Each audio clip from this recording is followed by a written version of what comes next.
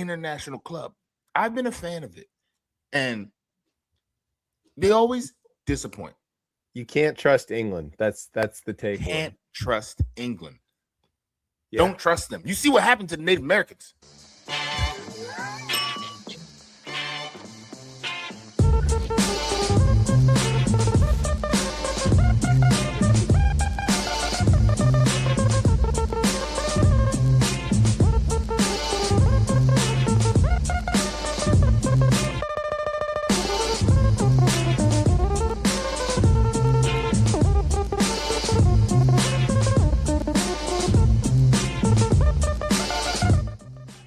It is 9:30 something on a Thursday night, and you're tuned into Beltway Radio and Beyond, which can mean one and only thing.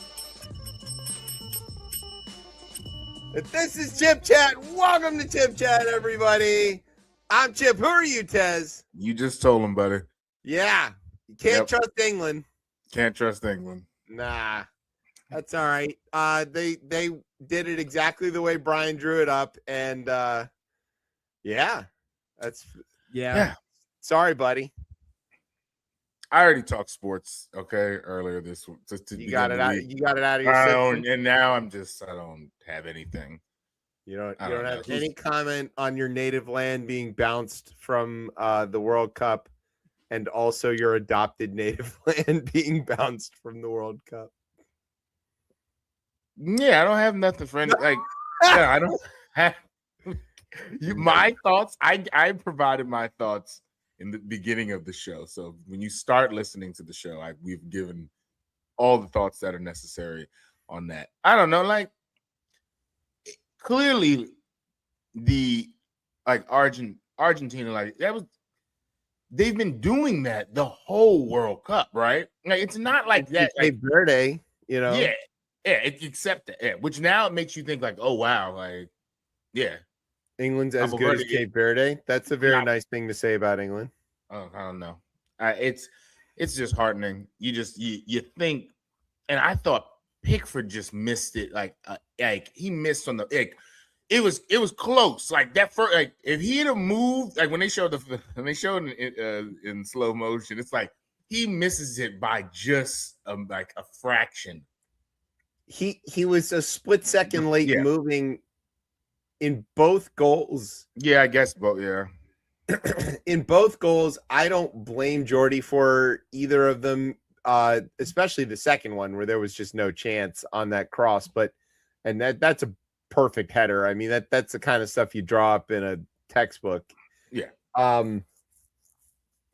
But, just like on any other given week, his defense let him down, and it's Pickford's left to try to pick up the mess.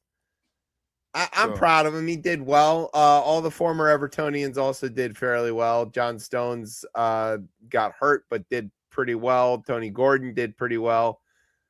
Former Everton great Luca Digne did pretty well before France got bounced. There were a lot of Lukaku, even Ancelotti, until he got bounced.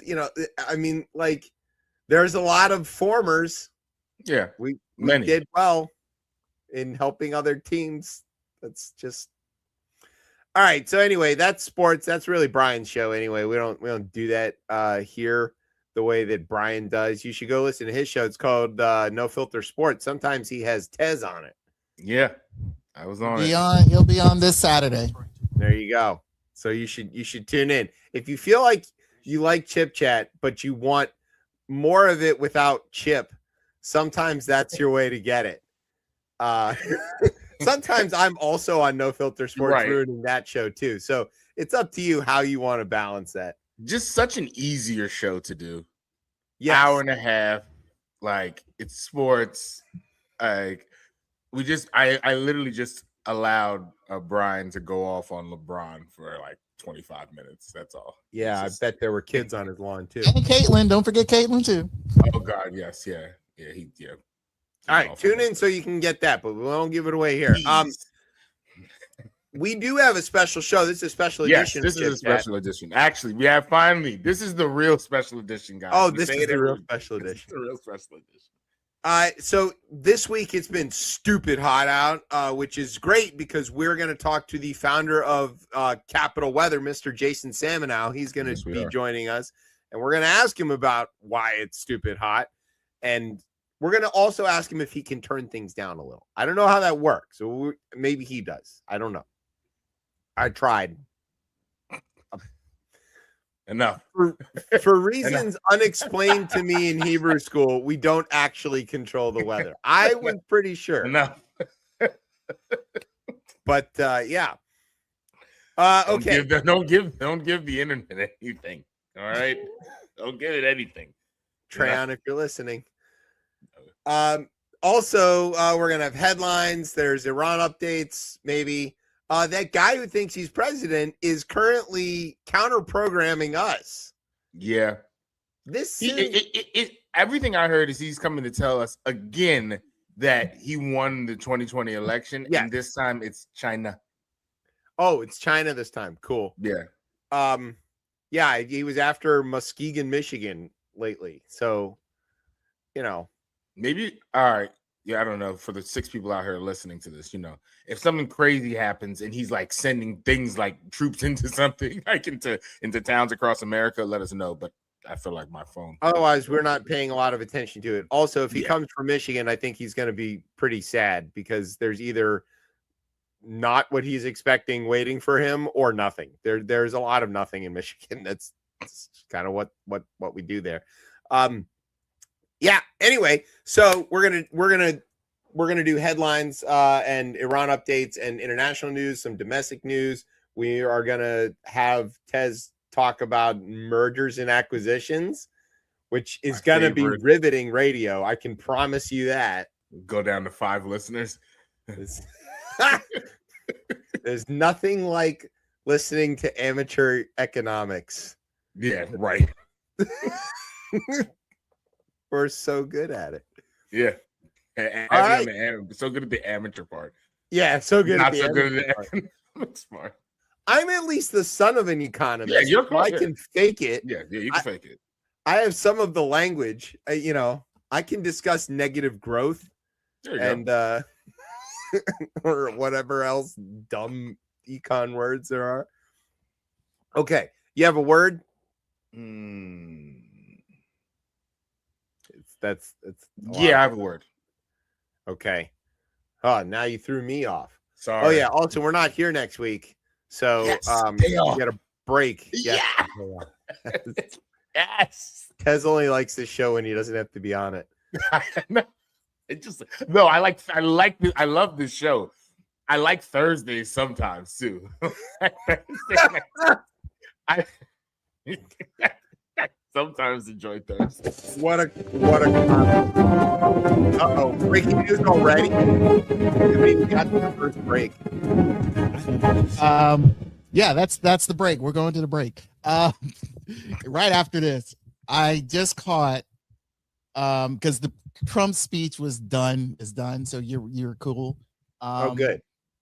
Already, we do have a lot of the same audience, so I can understand why. Yeah, so it was just to let y'all know, and if you missed it, glad you just tuned into Chip Chat because all I'm going to say is this: it was utter BS.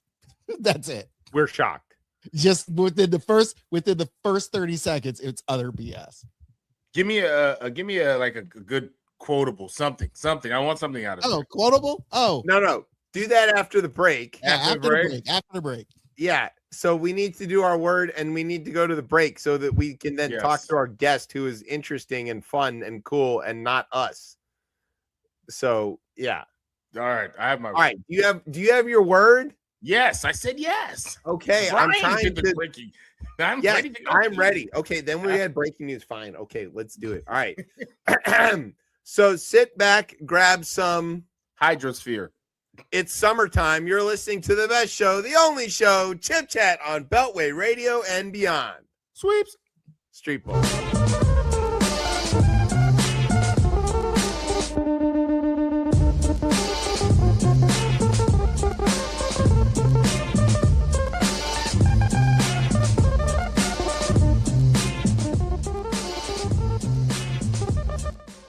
All right, right, welcome back to Chip Chat here on Beltway Radio and Beyond. I'm your host, Chip. With me is Tez. What's popping up? That was the world's shortest break. Thank you, Brian. We appreciate that. Okay, so Back on time. back on time. There we go. Jason Samenow is a local guy, just like us, but unlike us, he grew up to greatness, working as an intern for the legendary Bob Ryan. If you're from here, you definitely know who that is. And then he goes on to UVA, gets his degree in environmental and climate science. That's, whatever. Then he founds the Capital Weather Empire. I don't even know how many different things there are part of it, but Capital Weather. He brings it to the Washington Post and then eventually brings it back independent of the paper. And now Jason joins us here. Welcome to Chip Chat. Hey, thanks so much for having me. I'm looking forward to it. Oh, good. Oh, That's what a lot of guests say.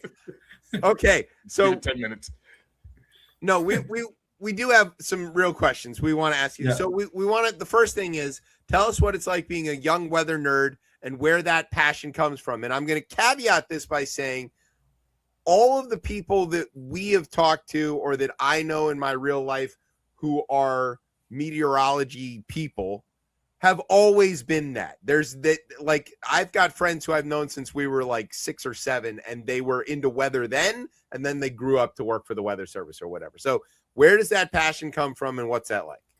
Yeah, it's kind of random, but it's striking because I think you're right. Pretty much everybody I know who's in the field got hit with the bug at a young age. And I can't explain it. And it's really random. And there are not a lot of us out there. But if you add up all the meteorologists around the country, I mean, there are hundreds, thousands. But in any one community, I was the only kid in my school that was into weather.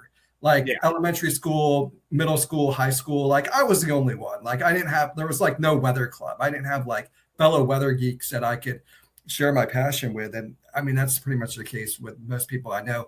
But yeah, when I was 10 years old, it snowed a lot. This was 1987. I guess I was 10 going on 11 and 5th grade. And we had what was called the double whammy snowstorms, back-to-back double digit storms, and put down about 20 inches of snow. We were out of school for 7 straight days. That was great. And I just got hooked tracking snowstorms, but mainly at first because we got out of school because of it. And then there was another snowstorm that winter. And then that next November, there was a surprise snowstorm on Veterans Day, which is pretty awesome. We had thunder snow, 3-inch-an-hour rates, lightning. It was pretty epic. So, the weather bug bit me because of snowstorms, but then my interest in snow kind of evolved into, being interested in hurricanes and thunderstorms. Then when I got to college, I got really interested in climate change, and the rest is history. And, it's interesting because some weather geeks they first become interested in it because of a severe thunderstorm or a tornado that hits their house. So a lot of weather geeks are severe weather gurus. They love tornado chasing and severe thunderstorms, but then you've got another sort of group of folks that are into snow. So it's either one or the other. You're either sort of a tornado freak or you're a snow freak. And I was the latter, but that's how it all got started. And I enjoy sort of tracking storms as well. And, I haven't actually been storm chasing out in the plains or the South, my colleague, Matthew Capucci, who I think we're going to talk about him. Don't worry. Yeah. So he was on your show, I believe. And, he's crazy and he chases, as much as he can. He loves that. I actually haven't been out there to do it, but he's invited me. So one of these days it'll happen.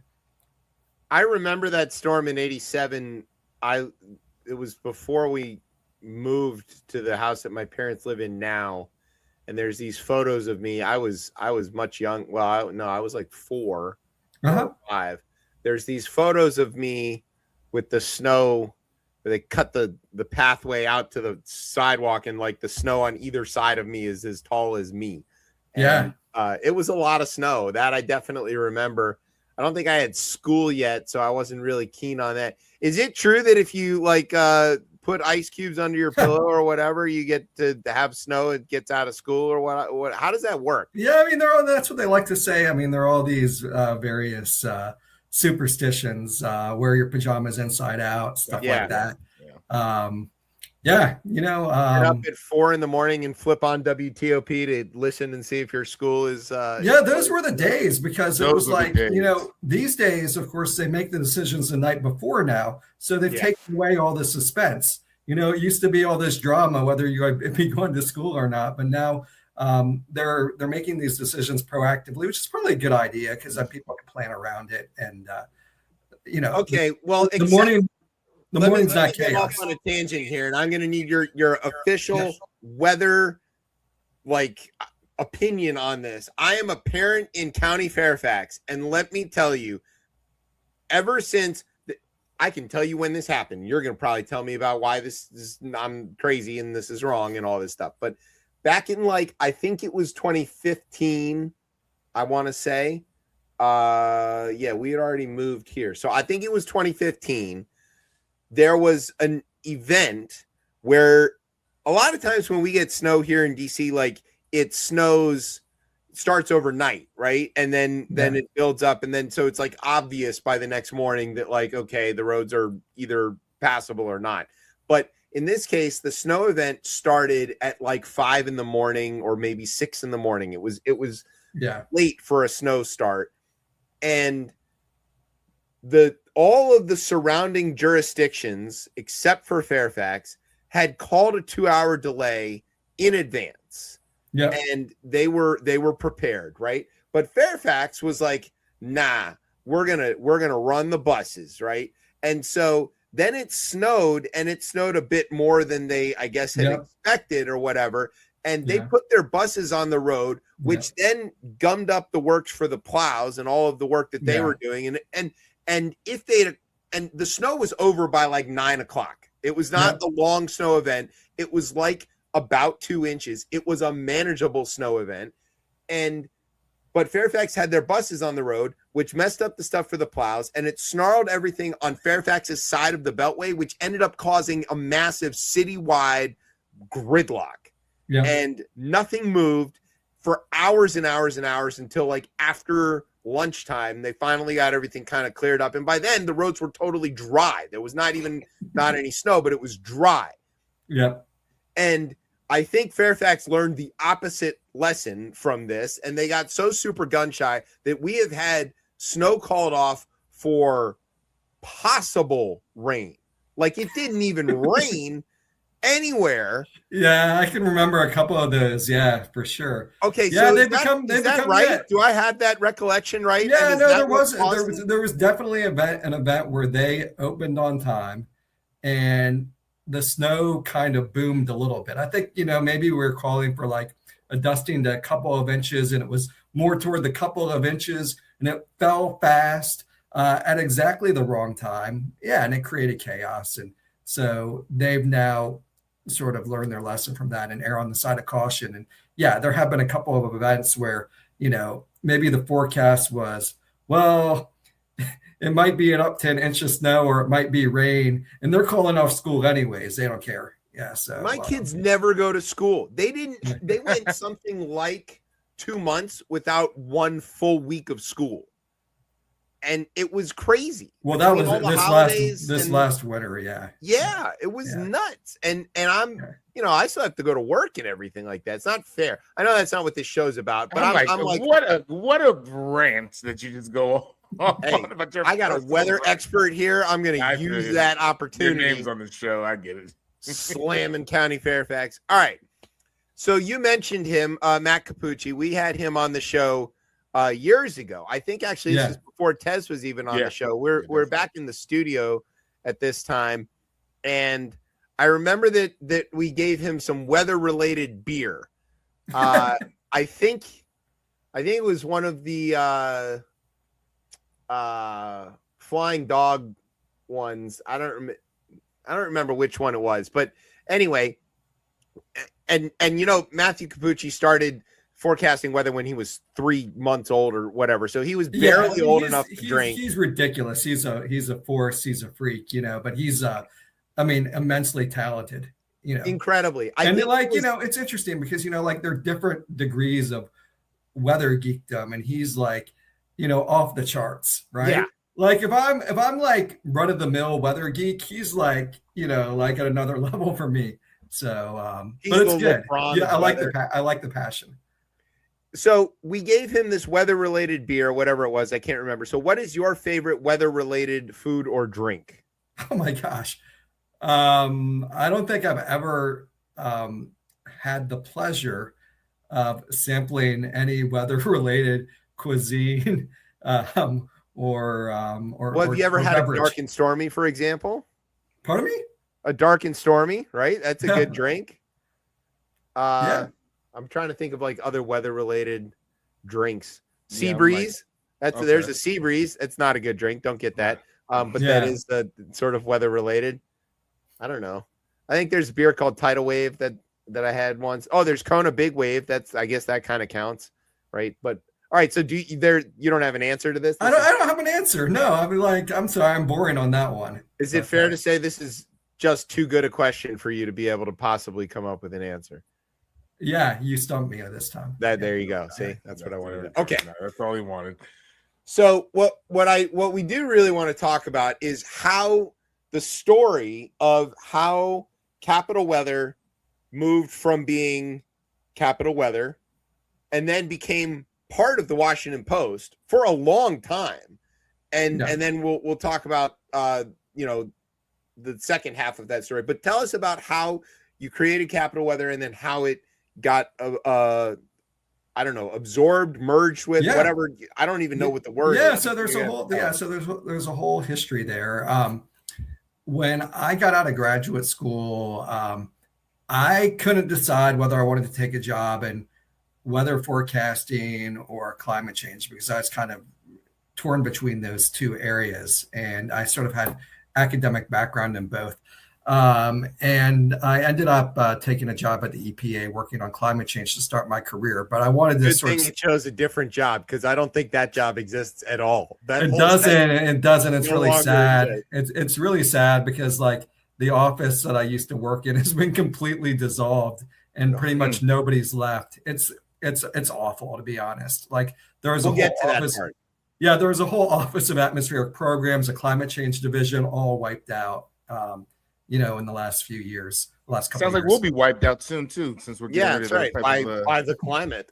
It's kind of crazy. But so, anyways, I took the job at EPA, but I wanted to stay sort of engaged in weather forecasting and weather communication. So, after working at EPA for a couple of years, I decided, okay, I'm going to start up a weather blog. Blogs were kind of the big thing, like 2003, 2004, everyone had a blog. Yeah, it's like, well, why should there needs to be a weather blog? Like nobody's doing a weather blog. And, the weather is like something we all share together. So the fact that a blog is sort of a two-way communication platform where you've got a commenting section, I just thought it would work well. And, I love DC weather. I was born and raised here. So like I just one night, late at night, the name capitalweather.com popped into my head. I checked if the domain was available. It was. I registered it. And I gradually built the site. I brought on some fellow meteorological colleagues to sort of make it a group blog. And so capitalweather.com was born, and it was a blog style site. And, we posted about the weather every day. Through grassroots, we just grew a following. We got other blogs to link to us. Got some press. Washingtonian wrote about us. Washington Post wrote about us. And then around 2007, the Post reached out to us. They wanted to sort of expand their local weather offerings. And so they said, well, would you like to move your platform onto WashingtonPost.com and be our weather team? We were like, sure. And we weren't making a lot of money sort of as an independent blog at that time. We had some ads on the page, but it was basically just enough to cover costs. So the Post was actually offering us some real money. And so so initially we started with the Post in January 2008. We were on a 3-year deal. It was a contract. And then the last year of that deal was a snowmageddon winter. So this was 2009, 2010. And, DC's snowiest winter on record, 56.1 inches to be exact. And so you got to get that 0.1 in there. Absolutely. That could matter. Anyways, it was after that winter that our contract was ending. Of course, like our web traffic went through the roof. I mean, it went gangbusters. In fact, we were the team that popularized the term Snowmageddon. President Obama mentioned Snowmageddon. It went viral, and so we were getting like millions of page views that winter. And so the Post was like, well, we got to keep this going. But I was at that time, I was working my EPA job during the day, and I was doing the Post thing as like a side business. It was just too much. And I kind of told the Post that, and they're like, well, what if we create a full-time job for you and you move into the newsroom? I was like, yeah, I'd consider that. And so that's what I did. And so I left the EPA in 2010, and I went full-time at the Post. And I did that from 2010 to 2024. So it was 14 years full-time there.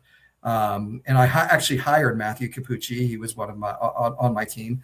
And it was a great run. I think one of the things we did, while I was there, is we expanded our coverage of weather from being for and about Washington to sort of covering weather all over the planet, and national, international weather. And that sort of fit in with Bezos's sort of strategy of expanding the Post beyond being a local newspaper to being a national, international news organization. So we expanded weather when Bezos came in, and I guess it was about a year and a half ago, or almost 2 years ago now, the fall of 2024. I was just kind of burnt out. Weather doesn't turn off. It was a lot. It was a lot covering national, local, and international weather and running point on all of that. I mean, I had a team, but it was just like I was just ready to kind of scale back a little bit. So I told them I wanted to scale back and just run local. I just wanted to do local weather, and so I did that part time for about a year, and then things at the Post, kind of took a turn with the layoffs and everything. And we were also kind of like thinking, my whole team and I, we were thinking, okay, like we really want to like be innovative with local weather. And there's a lot of additional things we want to be able to do that we couldn't do sort of within a larger organization. We kind of we felt like we needed to break off and have basically our own weather company to be able to do it. Like, for example, we wanted to have a weather app. We wanted to potentially expand to other cities. And, that might be our next chapter, is sort of taking the model we built in DC and basically building franchises in other areas. We wanted to do independent consulting, help, people who need weather forecasts for their businesses, help provide forecasts to them. So there was a whole suite of services we wanted to be able to do that would be difficult to do while still working for the Post. So we basically told the Post we wanted to sort of split off. We wanted to do it amicably, and they were supportive. We made it all work out, and so here we are. So that was a lot, but anyways, that's exactly I think that's a really that we wanted to know. Yeah. So is it fair to say that Bezos was the one that turned you into gang members? We were branded the Capital Weather Gang when we joined in 2008. That was the guy who brought us on. That was his idea. It was a play on the whole Capital Gang, which was a politics show. So, yeah. Okay. Jason, one question I had around this is just like, you've seen like from the blog era, right, which is like a specific era and like a different medium of how people are taking in information up to now. And we know, like, obviously there's a lot of changes in the media models and viewers are in different places. Where do you see, I guess, like for weather specifically, like folks digesting that? Like, I know you mentioned the app. Yeah. Like, where are people getting that? Like I look at my phone, obviously, but are there other areas that people are like actually consuming this? Yeah, I mean, audiences are really fragmented, which makes it challenging, more so than ever, I think. So it's a great question. I mean, we try to be on as many platforms as we can. We're on a lot of different social media platforms. Of course, now we have a newsletter, an email newsletter, which we think is a really good way of bringing people in, because then you kind of like, you have them, like once you have their email, like you can push out information that you think is important on your own terms, which is helpful. And I think when people give you their email, it's like signaling they have trust in you. And so that's one of that's kind of been part of our DNA, is to try to engender trust with our audience. So so we're really leaning into the email model a lot now. But yeah, we have to be on all the social media platforms, X, Facebook. We're on YouTube. We're on Blue Sky, and we recently launched a TikTok channel. We haven't done a lot with that yet, but we're doing that. I mean, one of our challenges is trying to like meet younger audiences. Right. I think a lot of our readers tend to be, people in my own demographic, people between like 30 and 60. So like we need to try to, branch out and reach some of the younger folks. And then, yeah, I mean, we have an app, and that's important as well, because that's actually the most popular way people consume weather information is via mobile apps. So that was again one of the reasons that contributed to our becoming independent, is we really wanted to be able to build that. Before we get too far into the apps and like the feeding of information and all that, because we do have some questions about that. I wanted to ask, this is an observation that I had. I assume this to be true, and you can tell me otherwise, but weather forecasting, people make this joke of like, oh, I want to be a weatherman, I can get it wrong and still not get fired. And like, that isn't true at all, because people, you mentioned businesses are want some of this weather consulting and stuff. And it's a huge range of businesses and people, but I think mostly commerce, that is very weather dependent. People think farmers, obviously, that's an obvious one, but all the logistics, all the shipping, all of that, all touches on the weather. And I will say that when I was a kid, when the weather would predict something like a temperature of 75 and it turned out to be 65, people would say, oh, well, they were way off, right? And they're 10 degrees off.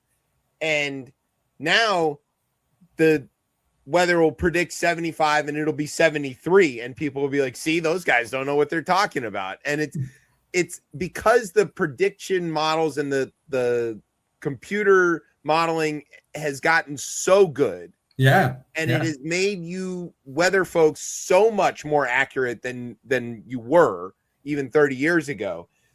I'm lumping you in with everybody now. You're you are the face of weather forecasting for all of the people here. But because it's so accurate now, it's so accurate, people complain about the really, really small misses, and I see Chuck Bell every morning. He's like, I'm going to go 99, but if it goes to 100, don't at me, and I'm like, this can't be that, right? We can't be that. So is it really that good now? Is it that much better than it was? Or am I just sort of believing things?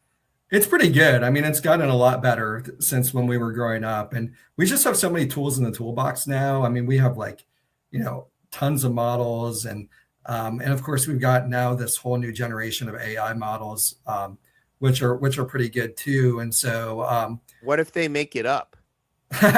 Yeah, you got to be careful, So, yeah, I mean, it's definitely I think it's come a long way, but there's still work to do. And I think where we have our biggest challenges is when 1 or 2 degrees can make a big difference. And that's often the case here in DC. It's like when you're right along the edge of something, you're right on the edge of rain and snow line. Yeah. Or you're like right on the edge of where the heavy precipitation starts and stops. So it could be a place 10 miles from you gets hammered, but you just miss it. And so I think where meteorology needs to make progress is sort of along these edges where there are sharp changes over small distances. And that can lead to really consequential forecast errors, and we see that with snow events here in the DC area sometimes, even now, I mean, even this past winter, I think there was an event where, maybe we predicted 1 to 3 and we barely had a dusting. And, and it was because, the models, and they have a tendency to do this. They sometimes predict it to be colder than it's actually going to be. And, as human forecasters, we have to make those adjustments. And sometimes it's hard to make the adjustments when like all the models have the same error. Like if the models disagree with each other, then you can communicate the uncertainty. You can say, okay, well, like, look, it could be this, it could be that. But when they all agree and they're all wrong, then you're like, oh shoot, like that's fascinating. Yeah. So I mean, there's still a lot of progress that can be made. And I think also like in the longer term predictions, like I think day 1, day 2, day 3 were pretty accurate, but like, can we really tell you with much confidence, like, is there going to be a substantial snowstorm like 4, 5, 6 days down the road? We still can't do that. I mean, we can tell you there's a signal for a storm and, like the chances of snow are higher than normal. Maybe it could be a big one. We can say stuff like that, but in terms of like being able to really pin down the details, there's still some work left to do there. Is the European model just an American model, but a bit lazier? It's the best model. The European model is superior to the difference. What are these things? We don't understand that, right? So I just see that like, well, the American model's predicting this and the European model's predicting, and I'm like, why are the Europeans predicting weather in Nebraska? Like, what do they care about that? Yeah, so government. Yeah, so government labs, in different countries, they have computer models and they can predict the weather anywhere, around the world. And so, the National Weather Service, we have our own computer models, and one of them is the American model, and then the European Center for Medium Range Forecasting, which is a conglomerate of European nations, they have the European model. There's a Canadian model, there's a Japanese model, there's a German model, and so countries which are investing heavily in weather forecasting and science, they have these models and they're very sophisticated. They're run on supercomputers. They're doing trillions of calculations a second. They're bringing in data from satellites, from weather balloons, from all over the place. And the European model is just a little bit more advanced, frankly, than the American. It's better at bringing in data, and it's just stayed ahead of the American model for How did they get ahead of us? Like, we invented weather and you're killing them right now. This guy, God. Where did they learn how to? Why the French don't know anything about air conditioning, let alone how to like predict a heat wave? How could they possibly know anything better than us about this? Yeah, it's interesting. So, like, the National Weather Service has a lot of models which do a lot of different things. And the Europeans, they're like all focused on this one thing. The European Center for Medium Range Forecast, which does the European model, like that is the one thing they do. And because they're focused on one mission, they've been able to stay ahead of the United States, which is trying to do a million different things. That's kind of it in a nutshell. All right. I have lots of it comes down to focus, yes. Really. And I would say money, right? Yeah, there's money involved too. Focus is a nice way of saying investment. Yeah. Okay. So here's what we should do. We're going to take a break. And then on the other side of the break, we want to talk to you about things about, weather service, data, collection, the lack thereof, all of that kind of stuff. It's going to get a little more technical, I'm hoping, because I have a lot of technical questions that I want to ask, and I don't get this opportunity very often, so I'm going to take it when I get it. So we're going to take a break. Jason, you cool to stick around for the second half of your interview? Sounds great. Yeah, thank you. We're going to take a break. We'll be right back. You're listening to Chip Chat on Beltway Radio and beyond. Sweeps. Ignore whatever gets played next.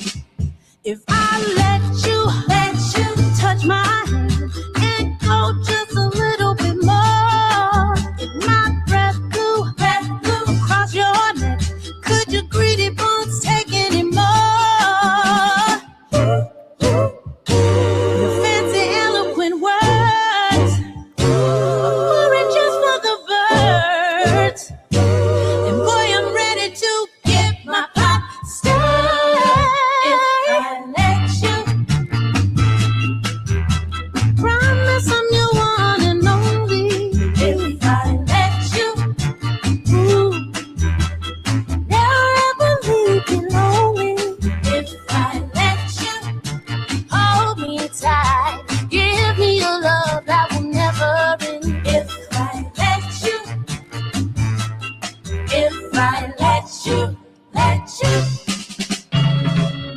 We can play these games till we're old and gray. Two people acting insane. Why don't we stop all this playing? Oh, yeah. All right, oh, what you gonna do? Yeah, come on. Yeah, do it. Oh, what you gonna do? Oh, if I let you. Oh, what you gonna do? If I let you. Oh, what you gonna do? Are you gonna hold me tight? Oh, what you gonna do? If I let you. Oh, what you gonna do? Are you gonna love me tonight? If I let you. Oh, what you gonna do? Oh, if I let you. Oh, what you gonna do? Baby, if I let you. Oh,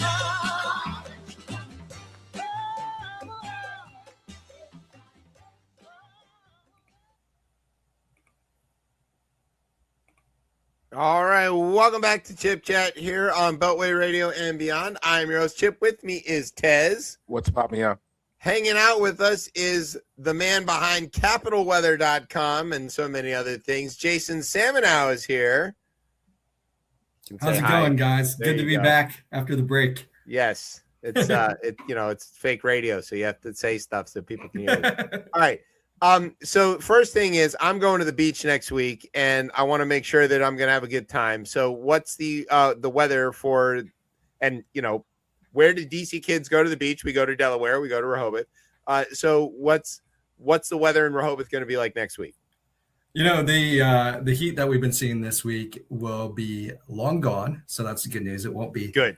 Miserably hot. I think we're looking at pretty typical, mid-July weather, mid 80s to near 90, probably at the beach. There might be some, showers and storms late in the day. At the beach, they tend to occur more in the evening, later in the day than they do here. So, be on the lookout for those once in a while. But I think the weather's looking pretty good for you. Am I going to get some decent waves? I don't like these little flat water, that's boring. I want waves. There might be some waves because there's a little disturbance moving off in the Eastern Gulf, which is going to be moving off the southeast coast.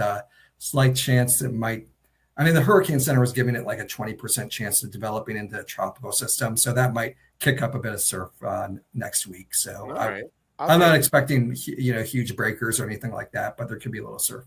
90 is the new 75 for me now. Like when it's 90 degrees after I'm like, oh, this is great. I love 90. It's amazing. I think we've had 5 days at 100 this summer already. So It's been miserably hot. Let me tell you, I'm not your local weatherman. I'm just your local air conditioning man. And I can tell you it's been fucking hot. And being on the roof of a building when it's that hot out, trying to get everybody else cooling, and then they're ungrateful about it. They're like, oh, you haven't done it fast enough, is like maddening. So all of you ungrateful people. Ugh. Anyway.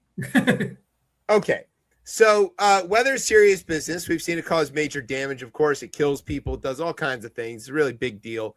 So why do you think there's a degradation in trust around the science of climate and weather forecasting together? And I know I'm conflating two things. We understand climate and weather are not the same thing. We're not those people. But in general, I would say there has been wow, you can't trust the weather guys. They're all just blah, blah, blah, blah, blah. What's going on? Why is that happening? Yeah, I think there's just in general been a reduction in the trust of experts and expertise. And, I don't think it's unique to weather. I think it's to any scientific discipline. And so, I think it's sort of a cultural shift that coincided with the political regime change that we saw a couple of years ago. And so, I think people feel empowered to sort of challenge authority, ask questions, not necessarily believe in the people who have academic credentials. And so, yeah, I think that extends across the board, whether you're talking about, medicine, or, the physical sciences, weather and climate, and, other disciplines. So It's a weird thing though, because I don't see, you're right about the medical stuff, but I don't see a lot of people challenging the expertise of. They don't be like, oh well, that pilot doesn't know how to fly the plane. I mean, I'm better The at flying the plane. firemen. No one challenged the firemen about. Nobody challenges the fireman. Nobody challenges the guys like fracking the crude oil into gasoline or whatever. They don't trust. Nobody's like. I think it's things that. Yeah, no, man. I think it's things that people experience day to day, and they feel like, because, they're out and about in different weather conditions, and they're a consumer of weather information, that they know as much as anybody else, and it probably applies to things like their own health, and it's like people always know better than the doctors, right? And so I think it's a similar sentiment. So, I mean, I think some of the trades you're talking about, those are very specialized, and people realize that they don't know anything about them. But with things that they experience more day to day and they live, I think they feel like they have an intuitive sense, right? And I think it's terribly misinformed, but yeah. Understatement of the year goes to Jason Samenow of CapitalWeather.com. What? Yeah, but I mean, look, you have this whole movement of people who believe that like the government spraying aerosols into the atmosphere to change the weather. The chemtrail people. I mean, even like Marjorie Taylor Greene, and you've got people in positions of authority who are perpetuating this nonsense, and so that doesn't help, right? When you have leaders, government leaders of communities who are questioning, like credible science, well-established information, irrefutable data, it makes it tough. Well, to that point, one of the things that those leaders have done is decapitate the data, right? They've gone after the National Weather Service. I understand that the number of weather balloons launched per day by the National Weather Service has gone down substantially. I don't think most people understand what, they're like, well, what's a weather balloon going to tell me anyway?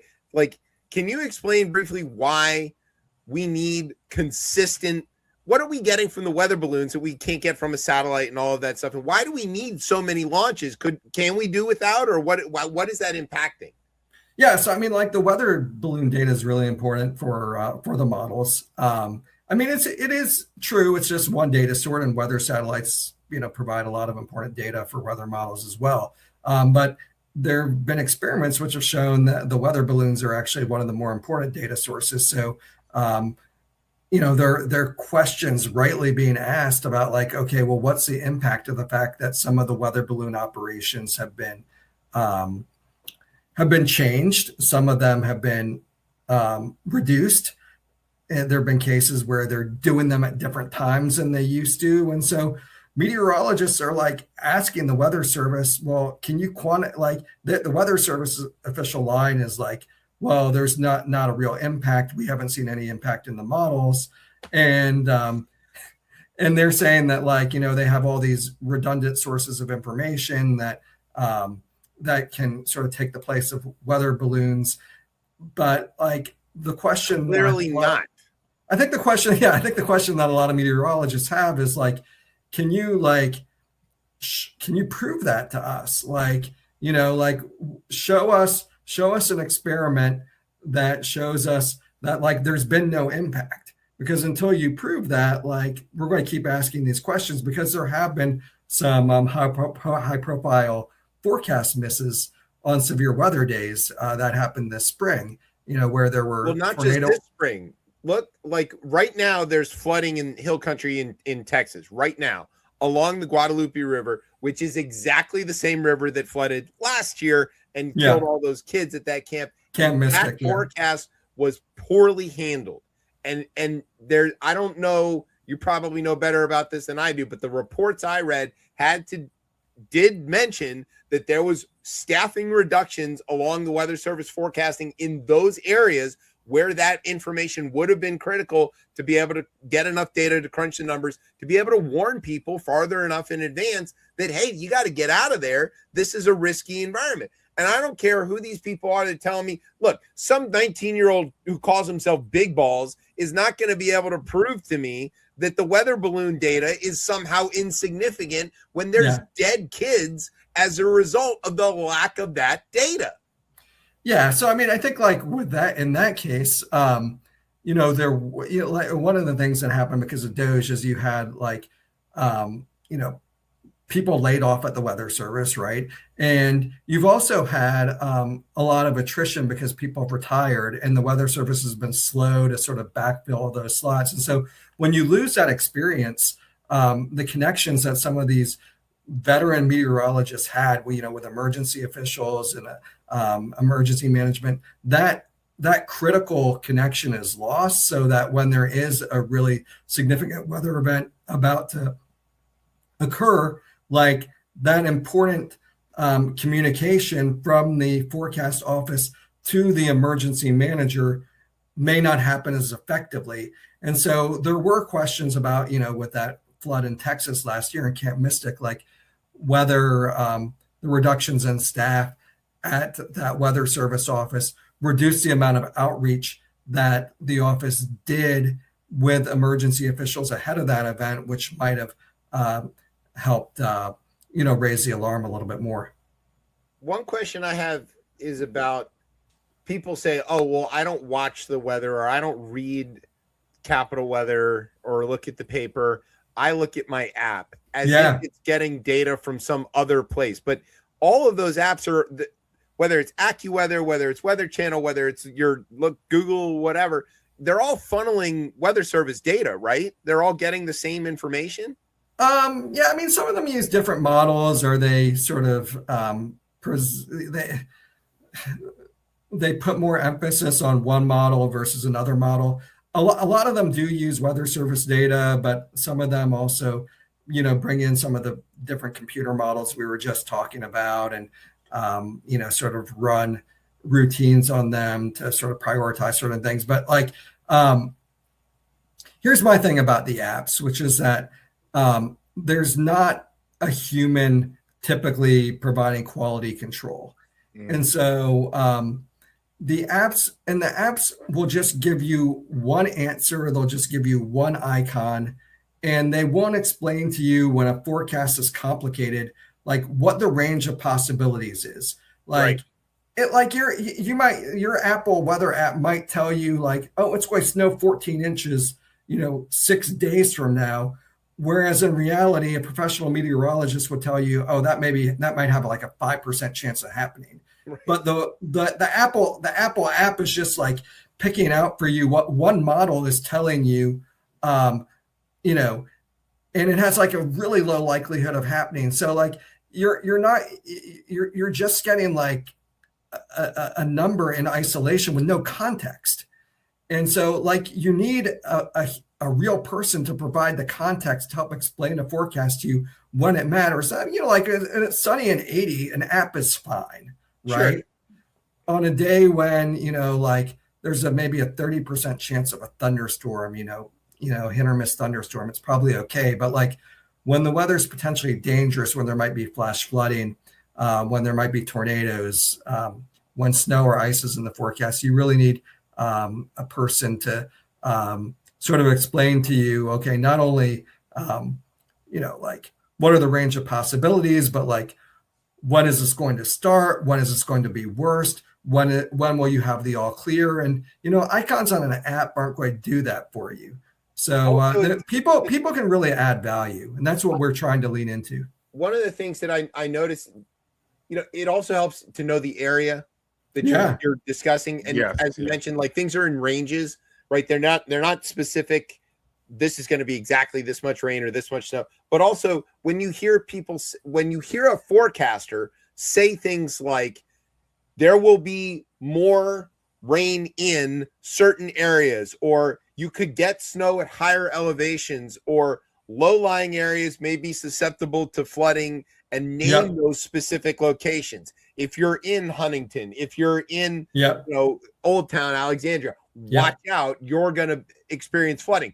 You're probably not getting that in Rockville, right? So like but knowing the place, knowing the area, and being able to call those things out specifically as a consumer is a tremendous part of what I'm listening for when I'm listening to a forecast. It's not just and there are microclimates in the area. I mean, like if you see it during a snowstorm, like if you drive from downtown Washington into upper Northwest DC, it can change quickly. It can be like bare ground downtown, and if you get up to like American University, you can have 2 or 3 inches of snow on the ground. It can change that fast. It's just a few hundred feet of elevation, but that can matter because like downtown, it's like, and near the Potomac, it's like right at sea level. You've got the urban heat island effect, which heats everything up. Heat up. island, the snow hole. Is the snow hole real?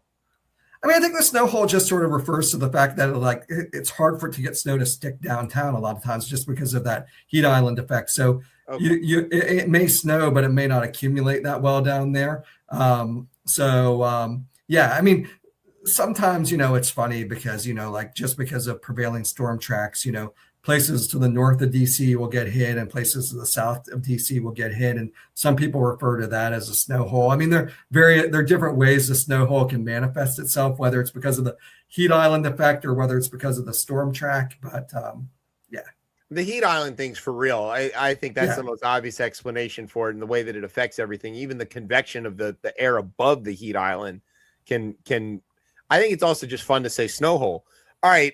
So now with the cuts at Weather Service and the DOGE impacts and all of that stuff, has there been some effort by the private sector at all to kind of fill these gaps? And I'm not talking about models and interpreting, crunching the data, but just gathering that raw data that's necessary to do that crunching. Has somebody else come and seen a commercial opportunity to fill the void? I don't know how you make money at it, but I'm sure there's an opportunity there. Yeah. So, I mean, there are companies which are actually launching their own satellites into space to collect data, which is fed into models. And actually the Weather Service contracts with some of those companies to bring in the models. And that's like one of their excuses is that like, oh, well, we're buying commercial data. So like if we have a few less, weather balloon launches, we're covered. I mean, it is true. There's definitely a whole new group of companies which are doing this work. I mean, like, I think, setting aside the problem with weather balloons right now, and I think it's a short-term thing, and the Weather Service is actually staffing up again. They recently put out an announcement that they're hiring hundreds of new people. So I think they're trying to sort of make up for some of the bad decisions that they made. Are we sure previously. They're not going to hire a bunch of MTGs who are going to be like, looking at contrails and calling them chemtrails like that? Is there any worry about that, or no? I mean, like the Weather Service is still a good agency. Okay. I mean, I like the people there are great, and they're very mission focused. They're all weather geeks. I think they want what's best for the country, and so like I'm not too concerned there. I mean, I think like where the nefarious motives kind of play in are more on the climate change issue, and and how they're like how a lot of the research programs for climate have been gutted across the government, and I don't think that's coming back in this administration. They are very, very hostile to anything having to do with like human caused climate change. You're kidding. So one of the things as a former EPA guy, that like hits home with me, and so like and it hasn't stopped. I mean, heavy emphasis on former EPA. So are we at the climate section of this now? Because yes. So one of the things that we do on this show, and by we I mean Tez does on this show, is endlessly harangue everybody else about the dangers of climate change. And look at these dead ass birds. I get right. Look at the dead ass birds. Okay, that Europe's in the middle of a massive heat wave. They don't know how to handle that. There's desertification all over the place. Yeah. There's like way bigger storms, and I think it's plainly obvious. I don't even know how anybody couldn't see that this is not normal. Yeah.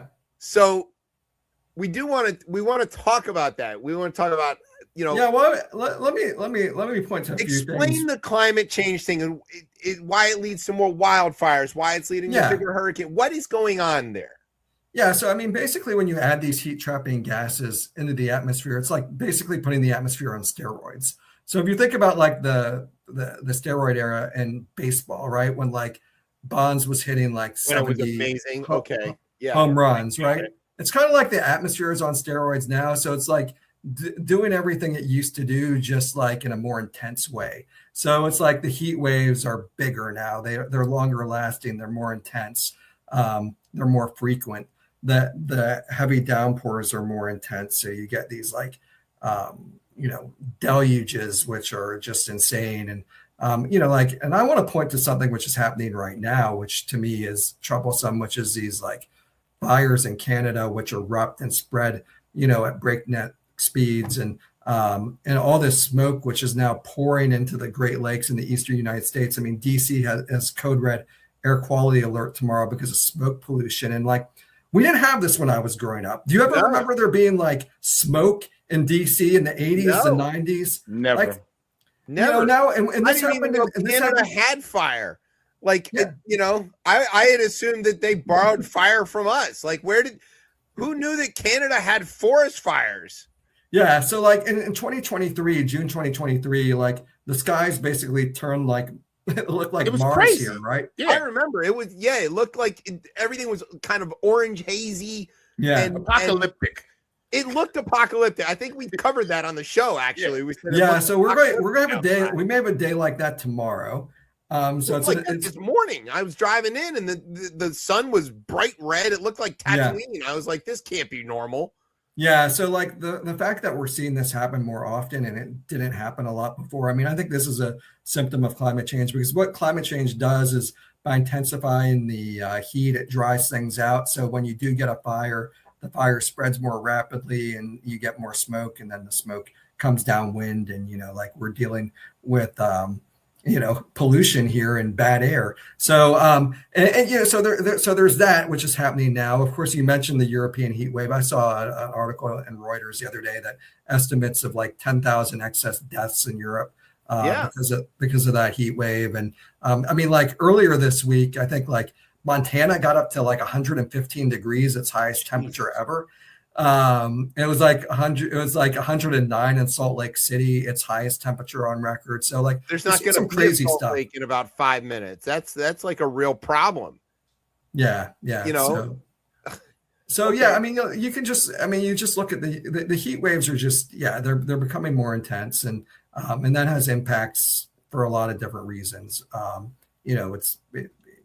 Where people don't have air conditioning, it causes deaths, and obviously it has the air conditioning doesn't work in that. Let me tell you something about that I don't think a lot of people know. We here in DC were design spec 90 degrees until very recently, and then because the climate is hotter, we got moved into what was the South region, and so now we're design spec 95. And all of the heat pumps that used to be sold were fail to heat, meaning in an emergency situation, they would default to heat position because you could die without heat, right? Because it would be too cold. And it wasn't like you were going to die from lack of air conditioning. We are now in default cool mode. So we're now powered heat as opposed to powered cool on the reversing valve on a heat pump, which means that we are now more worried about people dying from heat in our region than dying from cold in our region. And that is a big change. Yeah. Big change that didn't used to be here. I want to know, and Tez probably has a lot more thoughts on this. So I'm going to turn it over to him to talk about the climate thing. But what is it about? So much of politics is about identity. And why has this thing that seems to be totally nonpartisan. Just it is happening, and it is a thing that we need to figure out what to do to deal with it. How has climate denialism become an identity, and how has that become this thing that you and other scientists have to somehow overcome? To nobody fights about whether an egg fries in a pan. Like that's just a settled bit of science, but they don't understand or refuse to understand that the atmosphere is warming and holding more heat, that the earth is warming, the oceans are warming, and that's just a measurable thing. And they have a million excuses. It's a natural process, or none of these things makes any damn sense. Why is it? And it's not I think a finer point on that. Left and right on climate issues doesn't exist outside the United States. That is not a left or right issue. It is just a thing that everybody has to deal with. So what is going on with that? Yeah, I think a lot of it goes back to what we were talking about before, which is just the distrust in expertise. And it's because, like you have a strong scientific consensus among experts that human-caused climate change is real and that it's a problem. And I think it's just sort of this. Why does that bother anybody? Why don't they just say, "Oh yeah, that's a problem, and here's a great opportunity to solve it, make money solving it"? I think there is a political angle to it, just in that because some of the solutions to climate change are imposing taxes on people and increasing the cost of energy, and people who are against taxes tend to be right of center. So I think you sort of like bring together the fact that you've got people who are anti-government control, anti-tax, and these same people also happen to be the people who are inclined to not trust authority.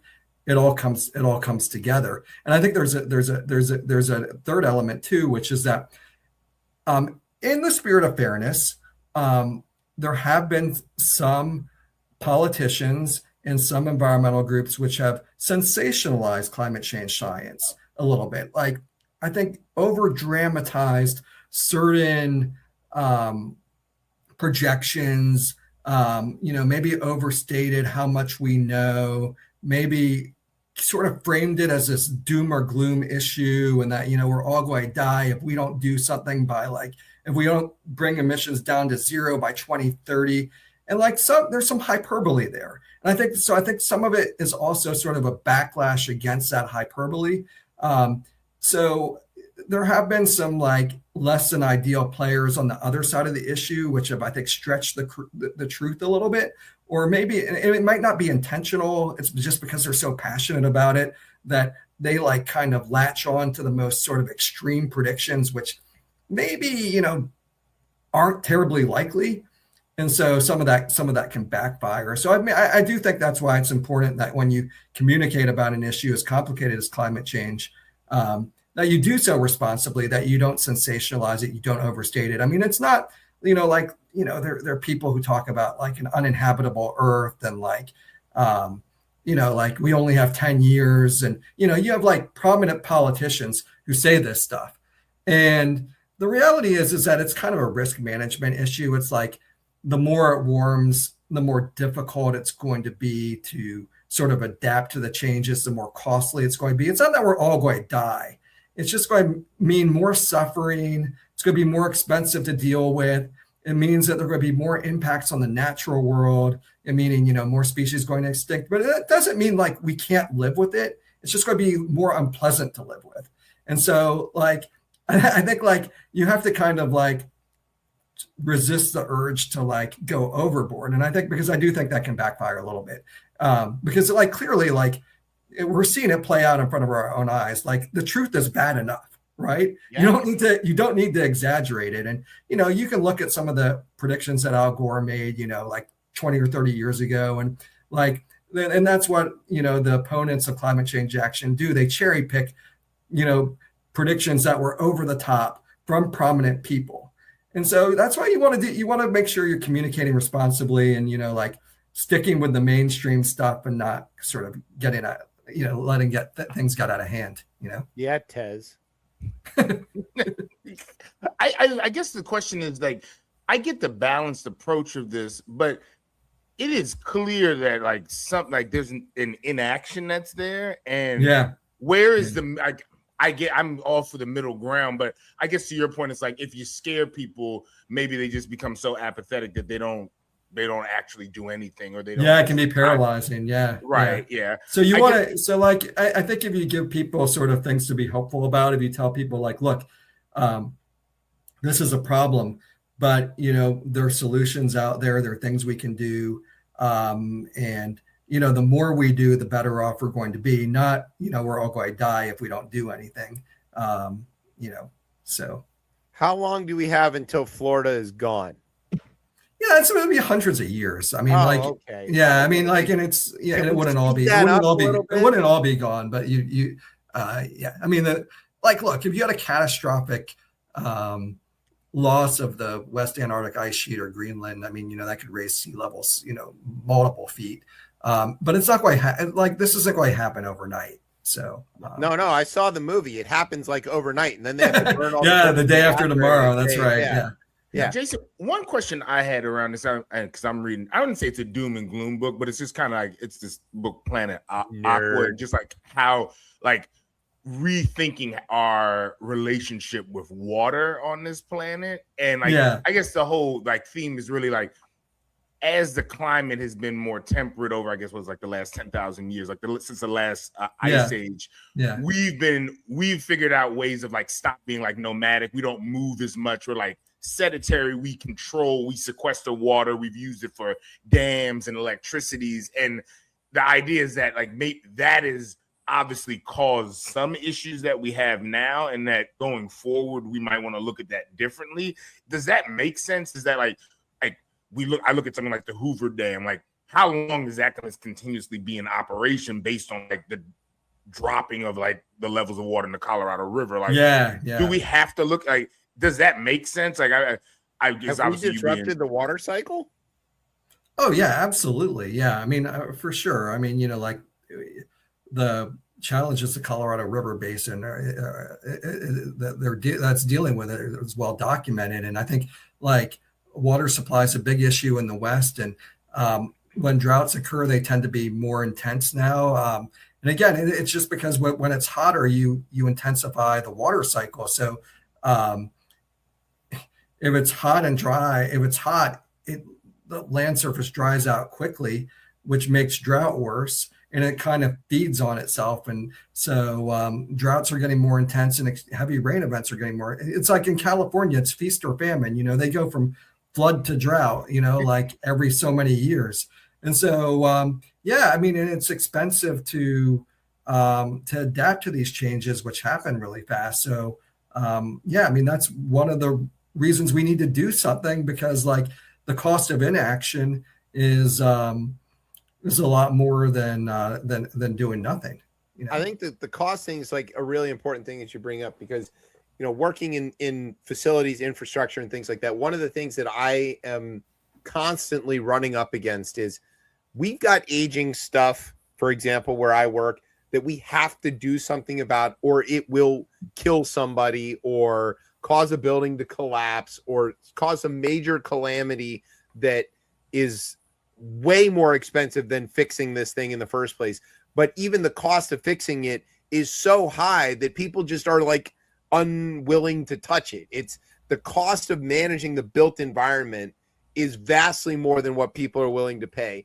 Are we in a place now where the cost of mitigating climate change is one of the daunting things that is getting people to where they don't want to really talk about it because it is so high? Not saying that it is somehow not dwarfed by the cost of inaction, right? The cost of inaction is so huge, but that's very abstract. People aren't seeing, nobody's saying, well, I don't have to do that right now. But if you tell them like, we're going to have to move everybody inland, 10 miles, it's a small number, but it's a big difference. What would, and people are just like, or mass migration when people act like, I mean, people, people don't want to proactively spend money to do this stuff. People only take action when they're immediately threatened or after disaster has already struck. I mean, you saw that with Katrina. I mean, Yeah. people Sandy. people knew that a Katrina-like storm could hit New Orleans for years. I mean, it was well documented that it would be, multi-billion-dollar disaster, that a lot of people would die when it happened. And did they fix the levees? No. It's kind of like, and there are a lot of coastal communities which are kind of sitting ducks. I mean, you look at South Florida and all the wealth and the high rises and, around Miami Beach. And if a Category 5 hits there, it's going to be really ugly. It's going to be really bad. I mean, Andrew hit in, 1992, but that hit south of Miami Beach. That hit Homestead, and, it caused a ton of damage down there, but it missed the high rises. It missed a lot of the wealthier parts of southern Florida. So if you have a large hurricane, which is intense, hitting any of these sort of highly populated coastal communities with a lot of wealth, we're going to see disaster costs unlike anything we've seen before, and it's just a matter of time. So can't we just protect those coastal communities by cleverly drawing Sharpie maps and that's right, yeah, the hurricanes? Yeah, it'll hit. Just steer the storm toward Alabama, right? Yeah, there's no wealth in Alabama. We got to build a wall. We got to build the wall. Build a wall, a Sharpie wall. Yeah, so I mean, that's one of the reasons the cost of disasters is going up so much is just because of where we're building and how much we're building, and there's just more stuff. There's more stuff. There's more stuff. No-go zones. Pardon me? Are we going to have no-go zones? Like, is that I always bring up Sandy because it's just a thing that I happen to know about. My wife is from Staten Island. Yeah. So there were whole sections of Staten Island where basically the local officials were like, you can't go back and rebuild there. This is just now no man's land. Well, yeah, I mean, look at what's happened on the North Carolina Outer Banks, with those homes falling into the ocean because of beach erosion and sea level rise. I mean, so yeah, there are clearly going to be places where you shouldn't be building. I mean, and I think rebuilding. I think Sandy's a great example of that. What's that? Why are we, the taxpayer, the people who live responsibly not on the coast, for example, why are we paying to rebuild these communities in places where people just safely can't live anymore? Yeah, I mean, it's a great question. I don't have the answer to that, but you're it's not helping. Thanks, Jason. We really wanted a good answer. Okay. That is a good answer. I don't have the answer for that. Yeah. Let's get to an answer. You're voting for this. Yeah, people are voting for that, right? They are. Yeah. But unfortunately, they're voting. People vote for a lot of things, So. Yeah, that's right. They do. So speaking of voting, one of the things you guys have polls sometimes on your on Capital Weather. We do, yeah. And so where can people go to follow the blog and vote on those polls and all of those kinds of things? Yeah, so every day you can vote on what you think the weather rating of the day should be. We have our daily digit, our 0 to 10 score for the day's weather, and we allow our readers to give their own score and vote. So you can do that at capitalweather.com. Our forecast is posted each day there at 5 a.m. Just click it at the forecast, see what our rating of the day is, and if you'd like to participate, tell us what you think. And yes. Yes, that's what I'd say on that. Okay. So, and who do you have featured, I don't know, presenters, I don't know what you guys call all of your writers or whatever, but you have featured members who are, producing all kinds of stuff. So what's coming up? Yeah. Who are we looking forward to? Yeah. So basically every day, a different person does the forecast on our team. So we have 7 different forecasters, and we each have a day of the week that we're responsible for, and then throughout the course of the day we'll post updates. If there's a chance of severe thunderstorms that day, you can read about that. If there's a big heat wave coming down the pike, you can we'll post about that. We'll do features on different weather concepts, why like I just posted one today about like why relative humidity is kind of useless, and you should instead look at dew point if you want to understand how humid it is outside. We'll do features on, weather forecasts that are going to matter. Like, we did a lot for the July 4th forecast. When they're going to be, big sporting events, we do netcasts for the Nationals games. There you go. Yeah. And I mean, like we're always, we'll write up stories about weather policy issues, like this issue about weather balloons. Dan Stillman on my team just did a whole piece on that a couple days ago. We do monthly outlooks. So like on August 1st, we'll post, okay, this is what we're thinking August is going to look like. And then we'll recap, what happened in July. So we do climatological analysis. We mix it up. We do a lot of different stuff. We feature a lot of like audience photos of like cool sky formations, sunset, sunrises, cool clouds, cumulonimbus mammatus, all that good stuff. And so we just try to, surprise people, but also provide just reliable updates on what people can expect, and with a little bit more depth than you can get in most other places. But we try to make it accessible, like I think one thing which, like people think that like, scientific information needs to be like super technical and difficult for the layperson to understand. We really try to break it down for people. So like, we don't want anybody to come to our site and feel like overwhelmed or like they can't understand the information we're providing. So we try to like, tell people the bottom line. And then if they want more details, they can get it by reading further. And when they read further, we try to write things in plain English so people can understand. So, so that's kind of us in a nutshell. And like, and I think like the other big thing I'd say, since you're giving me the opportunity to provide a commercial right now, we place a real emphasis on reader engagement. And so we have a very active commenting community. You do. And, so people, people share their observations about what's happening in their, in their neighborhood, and they share their opinions about the forecast. Our new commenting section since leaving the post, you can post weather graphics and photos in the comment section. So,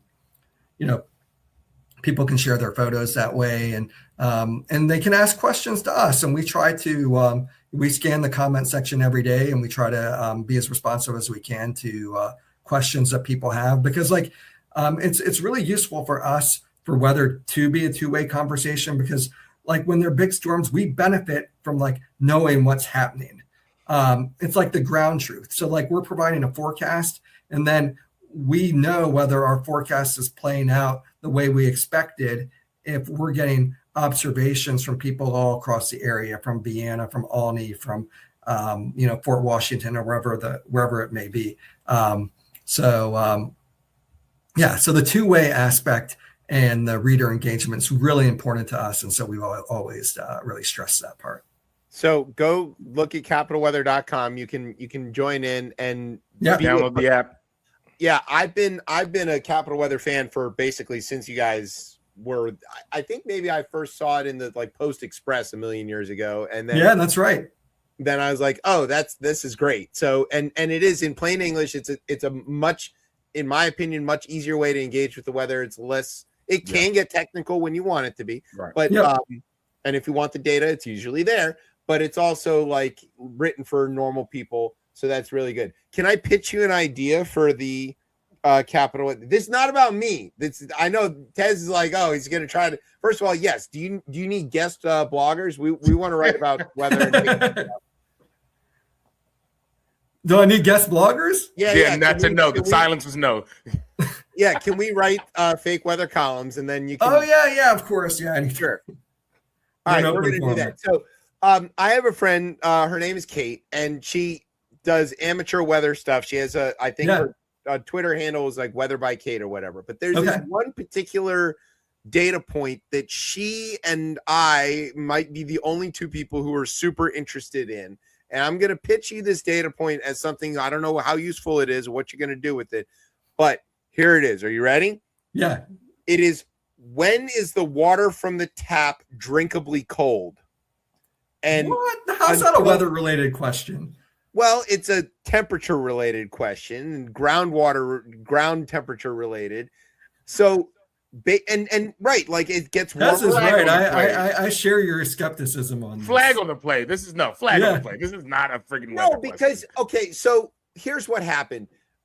As spring if it was rainwater, then maybe I would be like, okay. It's not just rainwater. The ground heats up at different rates depending on what's going on. That's a fair. real thing. That's fair. Yeah. Okay. So every year, as we're getting into springtime, like we'll pick a date. She'll pick a date that's an over/under, and she's like, "At what? Is it going to be drinkably cool up to this point or after this point?" And I took the over this year because I had been paying attention to how much cooling and what the ground temperatures were and all this because I wanted to be right about it. It was a cold winter. It was a cold winter, exactly. Yeah. And I said, okay, that's going to take a lot more consistent days of warm weather for that heat to be absorbed by the ground enough to affect the temperature of the water. The volume of the water is huge amounts. So like I mathed this a bit in my head, and I was right. It was after the date. She took the under, I took the over. I got this right. So we're going to do this again in reverse, right? Come the fall times. When does this water get drinkably cold? I think this could be something that your readers would be really interested in opining on, and it could really spark a lot of conversation. So feel free to use the. I will take it under consideration. I am like, I've never heard this before. So I've learned something today. I may have learned something which is completely out of left field. It's probably useless. But the source is just your tap water is what you're using. Yeah. When does your tap water get drinkably cold? My gosh. I feel like the hose is a better source. No, because the hose is influenced by the sun and it's sitting out above ground and all that stuff. That's not really telling you anything. Yeah, I mean, this is a little bit like, civil engineering meets meteorology. Yes.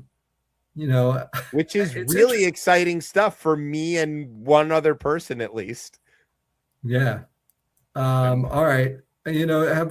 Shall I ask AI? What does it think? No. Maybe. I don't know. It's not going to care. We had a good dismount. This is a weird dismount. It's going to say, why are you asking me this? No. Okay. This is we ruined it. We had a good weird dismount. Everything was going great until this. I mean, great.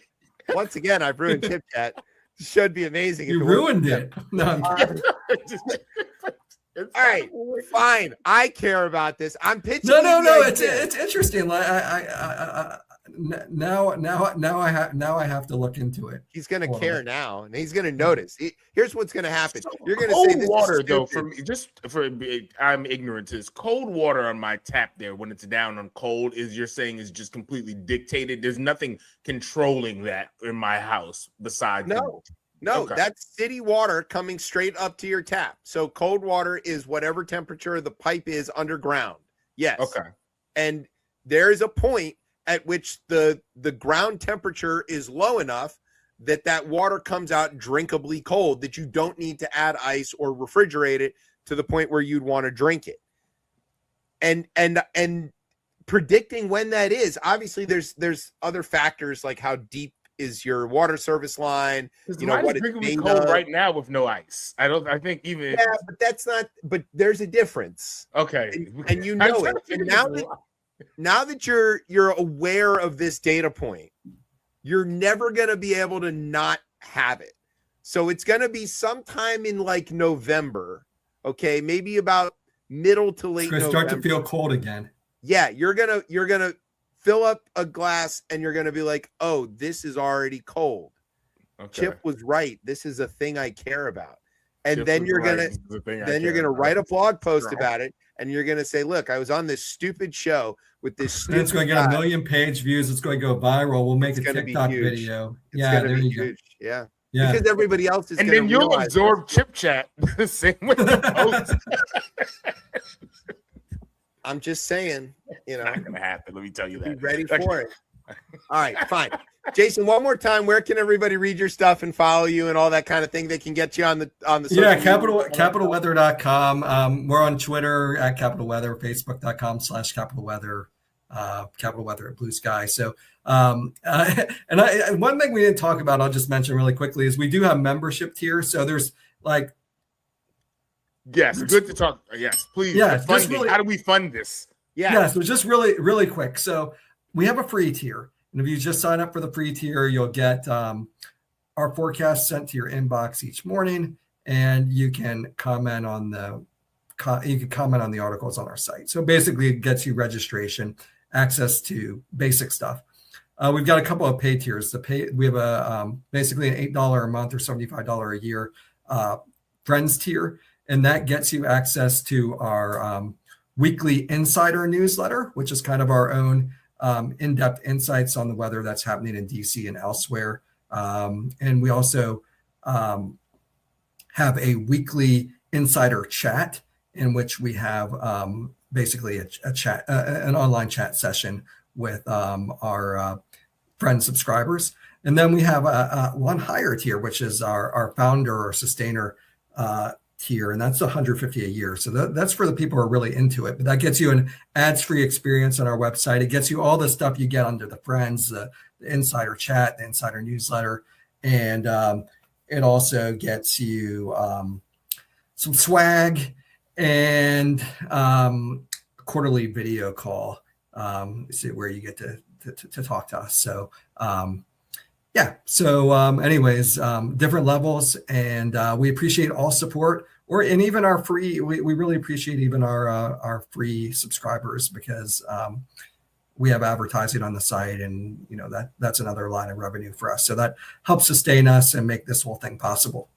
Jason, we'll bully them now, like right now, listeners. All right, yeah. Go to the top fucking tier, okay? We're gonna pay for this shit, okay? 150. That's 3 cocktails on a given Saturday. All right, wherever you're at, wherever you're outside enjoying your. We're talking to you. We're talking to you who's listening right now. Tez is bullying you. Go to the top tier and keep this going. Because the only way we keep this going is by funding it. I really thank you, Tez. That means a lot, and we appreciate all of our readers, and it's fun. And I'm fortunate to have like a great team working with me. We're all, we've all been working really hard on this, and we're really excited by the initial reception. People have been really kind and generous, and it's going well so far. And we hope we can sustain it. We hope we have some interesting weather to cover. So we'll see what happens. And if you donate enough, do you get to go on a ride along with Matt the next time he's chasing a tornado? Oh, that would be a good promotion. Yeah, that's a good promotion. Finally, a good idea. Finally, I've got a good idea. Yeah. Yeah, that's a better one than the whole sort of like faucet thing. Should name the tier levels after different kinds of clouds. That would be cool too, right? You could be. We actually thought about that. Yeah. See. Yeah, I'm not. You're smart. You could be on our marketing team. See, look at that. Look at that. See, thank you. We appreciate it. All right, Jason, that was great. Thank you for saying such nice things about us.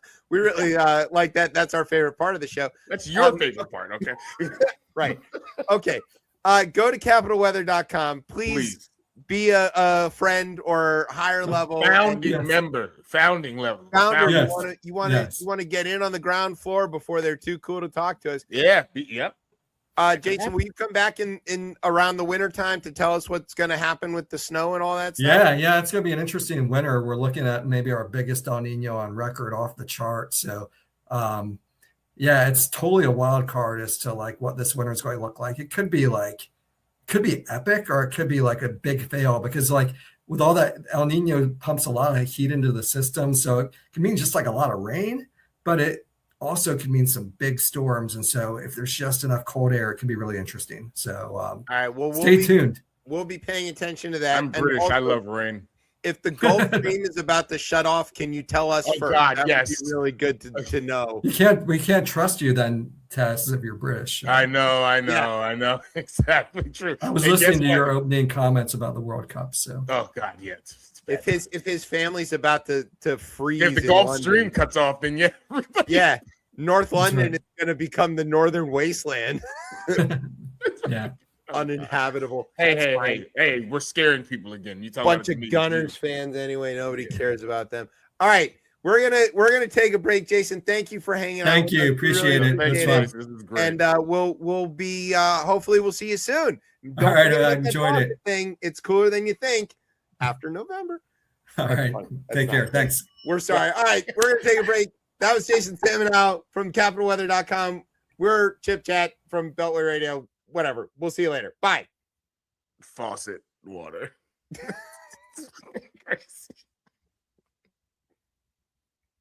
I don't like them putting chemicals in the water that turn the friggin' frogs gay. Do you understand that? Turn the friggin' frogs gay. Serious crap. Gay. Frogs, friggin' frogs. It's not funny. I'm gonna say it real slow for you. Gay. Frogs.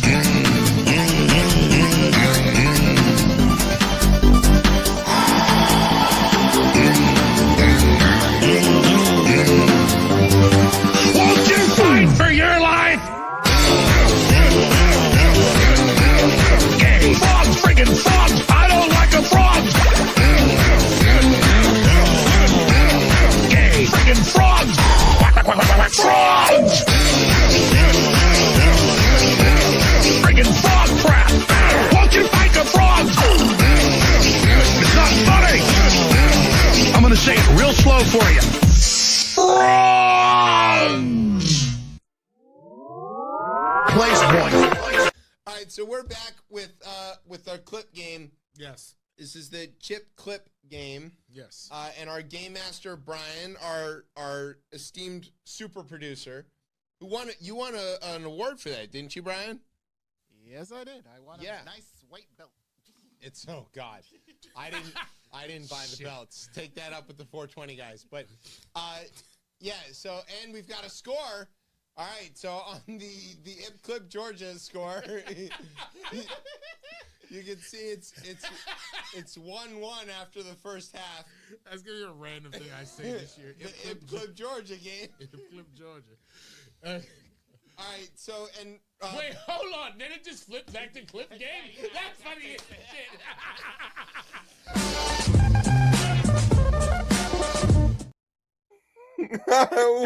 Welcome back to Ip Clip Georgia here on Beltway Radio. I'm Chip. With me is Ted.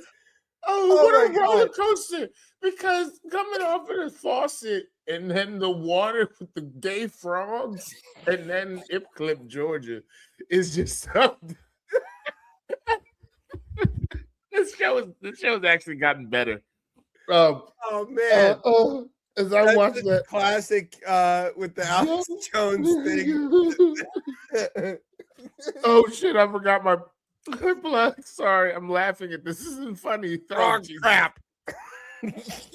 After you go and become a fucking founder of a Capital Weather Gang, 150 tier only for our listeners, right? Go big or go home. Then you take your ass to Sandy Hook Promise and sandyhookpromise.org to make up. This is like carbon credits for us. Every time we play a freaking Alex Jones video, and soon we'll have to pay the onion when we play that. You go ahead and donate to Sandy Hook Promise because we can't continue to play those videos and laugh at him for his outlandish statements and saying that dead kids are not real and doxing their families and making where their families have to move. And hopefully they get a lot of money from him as they sell off his assets. You should go to sandyhookpromise.org and donate. I'm serious about that. I'm not laughing at that. This is just a bad timing altogether. And like, the freaking frogs gay. I was not ready for that. I just wasn't ready for it. And this show's gonna go to 1 o'clock tonight. Sorry, Brian. All right. 1 o'clock. that was a fantastic interview. We really love talking to Jason Samenow, and that was very cool. All right, you ready to do some headlines? What do you call that? Faucet watch? What's it called? What is it? I don't have a name for it. You got to get a name for it. I have to ask Kate. This is really her thing. I'm just the only person that also cares about this, I think. Okay. Yeah. She's been on the show. She co-hosted one time, maybe when you were out. Perfect. Oh, look. Yeah. Love her. Right, yeah. She's super talented. She plays cello and bass and is in about 18 different bands and yeah, it's pretty cool stuff. All right, you want to do these headlines? Yes, and I just read these things, everybody, because I know these are going to be. There were a lot of them, and I couldn't even start to grasp around them. So I just read these things, and apologies to whoever is offended. Blame the writers of this show. That's right. We blame the writers. They are the enemy of the people. Okay. Tez, as tradition dictates, you get to go first.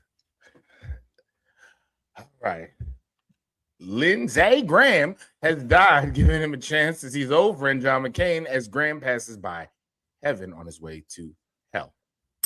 That is right. Graham died suddenly from a condition known as pissing off the Russians. We don't know that. Allegedly. The death of a senior senator from South Carolina has a major impact on not just politics, but also Grindr. Yep. Graham was replaced in the Senate by his sister, who looks suspiciously like Lindsay in drag. Some people have been asking what it's like for South Carolina to have the closeted gay senator that seems to vote against the LGBTQ community all the time. But Tim Scott was unreachable for comment. He has a wife, doesn't he? Nope. No. It's a girlfriend. Yeah, no, he had a girlfriend. She was from Canada, went to a different school. You don't know her.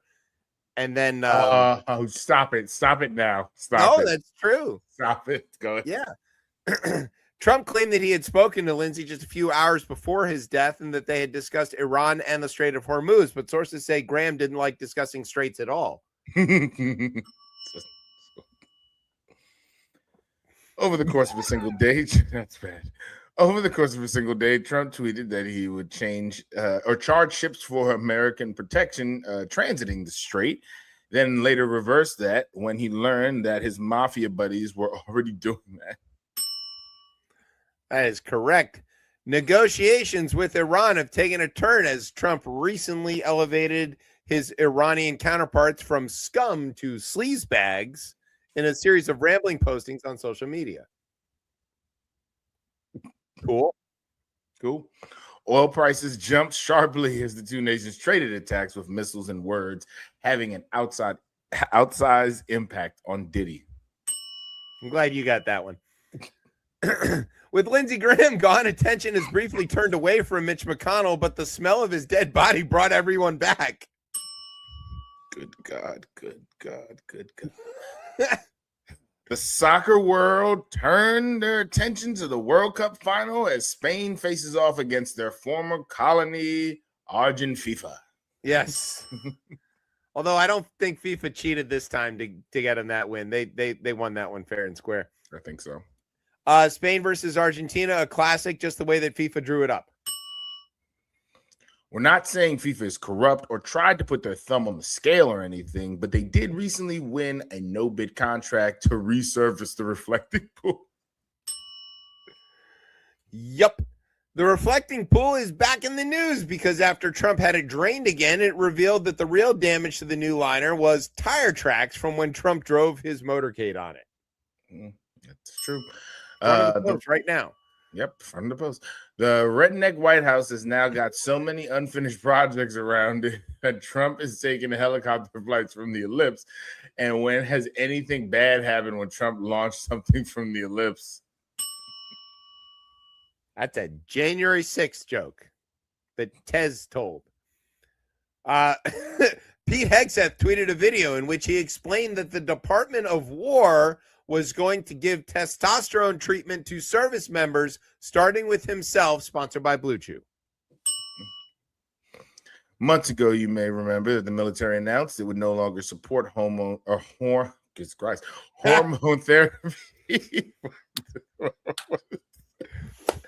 Hormone hop slam, baby, and I'm only drinking water tonight.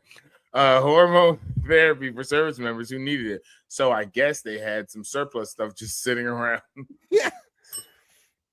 Hegseth getting hormone therapy is very bold and hopefully will convince more people to start talking openly about menopause.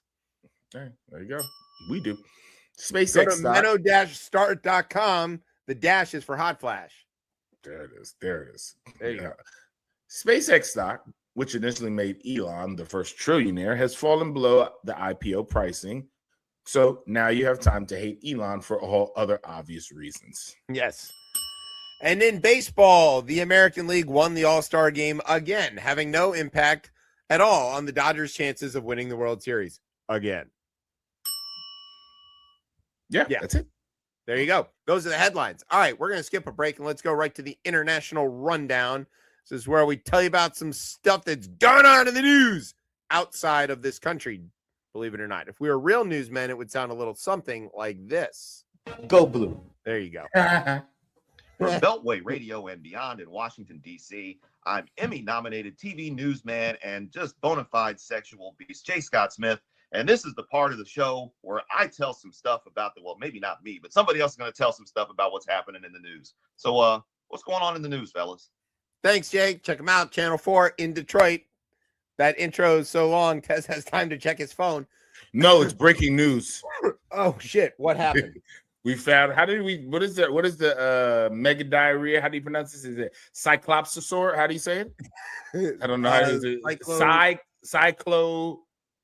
Cyclosporiasis. Okay. Linked to Taylor Farms lettuce sent to Taco Bell. Federal officials worked with Michigan investigators to trace the outbreak to iceberg lettuce, which may also have gone to other vendors. That's why we don't eat iceberg lettuce, because it's useless and full of diarrhea. The fourth meal. Yeah. Not the diarrhea, but the Taco Bell. Back when our studio was in Laurel, that was a place Larry and I would often stop at the Taco Bell on our way there. And one of the funny things that we would do is they would ask for a name, right, when you give the order, and right, so they can call it. And we would give them all kinds. They don't care what name you give them. You don't have to give them your name, right? You can just give them a name.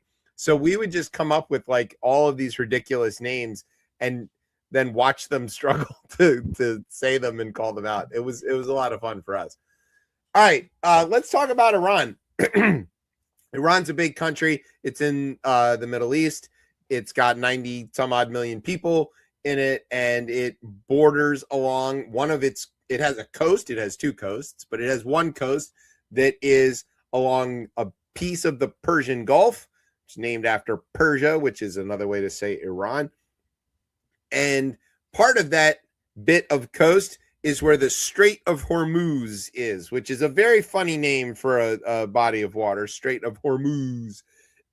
And it's where this bit of Oman kind of juts out into the Persian Gulf, and so then the water kind of just goes over top of it. It's a good pinch point if you are playing like some sort of strategic game and trying to trap everything up in one side or keep anything from going through, because it's easy to manage from a military or strategic perspective, right?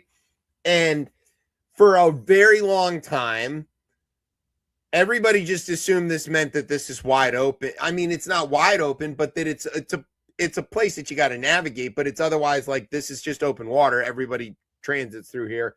Nobody owns it. It's just an open piece of ocean. And then the dumbest president we've ever had decides to start a war with Iran for no reason.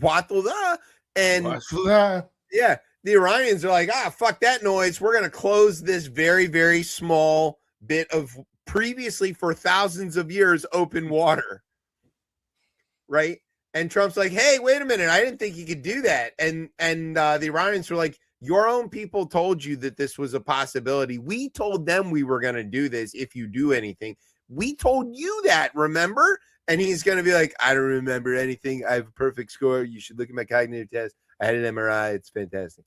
And so they closed it. And now we've just been for months now back and forth where Trump says it's open. The Iranians are like, no, it's not. And he goes, yeah, it is. And they go ahead and try it. And then some ship goes through there and they shoot at it. And then Trump shoots at them. And then they shoot back at our Gulf allies who are now very much regretting being our Gulf allies. And then Trump shoots back. This has been going on now since February. And I see no measurable progress. We come on here every week and we could just copy and paste the same thing every week. Nothing changes here. The U.S. and Iran traded intense barrages of strikes on Wednesday, that's yesterday, as both sides escalated their rhetoric with no immediate off-ramp evident. Of course, it's not an off-ramp, it's at sea. U.S. forces launched waves of attack early Wednesday and overnight, which the U.S. Central Command said hit dozens of military targets near the Strait of Hormuz and Iran's coast along disputed waterways. Iran, meanwhile, launched strikes at places where there's U.S. military bases, including Kuwait, Bahrain, and Jordan. Speaking at a ceremony in Tehran Wednesday, Iranian Foreign Ministry spokesman, Ismail Bakai, I don't know, he's Persian, addressed the status of the Memorandum of Understanding, which is long since passed. There's no understanding here. Said that Iranian, quote, fighters will respond with force and power to U.S. aggression and are prepared to defend every inch of the nation's territory. So then Trump was like, oh, yeah, I'm going to fucking blow up I'm going to commit war crimes. Now, he had threatened to do the war crime thing before, and then he didn't. And why? Because he's a bitch? I don't know. Like, he tacoed out. This isn't the type of war he wants. I mean, it's just very odd he's in this because, and I mean, it's not so much. Clearly he was given all the right information and he chose to ignore this along with his advisors. Because I know we talk a lot about like the administration losing experts and not having people who are actually like giving the right answers. But I think on this, from all the reporting, it sounds like most of the military was like dead on with this. Kane was dead on with this. Yeah, like, yeah. So I mean, this is a surprise. Right. This guy Elon Goldenberg. Like no one's done it. Yeah, that's right. Why has this not happened? Trump's like, I'm the only president that's done this. Hey, idiot! There's a reason. Yeah, like look at you now. Look at you now. You're like the guy who got tossed by that buffalo. He's like, nobody else thought to go pet the buffalo. I'm going to be the one to do it. And then, you know, what the fuck the buffalo was like. He doesn't want to be, his biggest fear is to be remembered as Hoover. And he's a fast track there. Yeah, he found a way to get there. He could have gone and done nothing. Everything was on pace. He could have just enjoyed the like luxury of being president and like flown around, shaking hands, kissing babies or whatever. He probably doesn't kiss babies, but you know what I mean. And he could fake like all the infrastructure projects are his. Yeah. Like there's a whole. I can go out there cutting ribbons, talking about, look at what I brought you, people. Yeah, it's a simple plan. He could have been fine. So this guy Goldenberg, he said that the United States at this moment is, quote, entirely stuck. I've been working on Iran policy for 20 years, and it's always hard, but this is the most stuck we've ever been.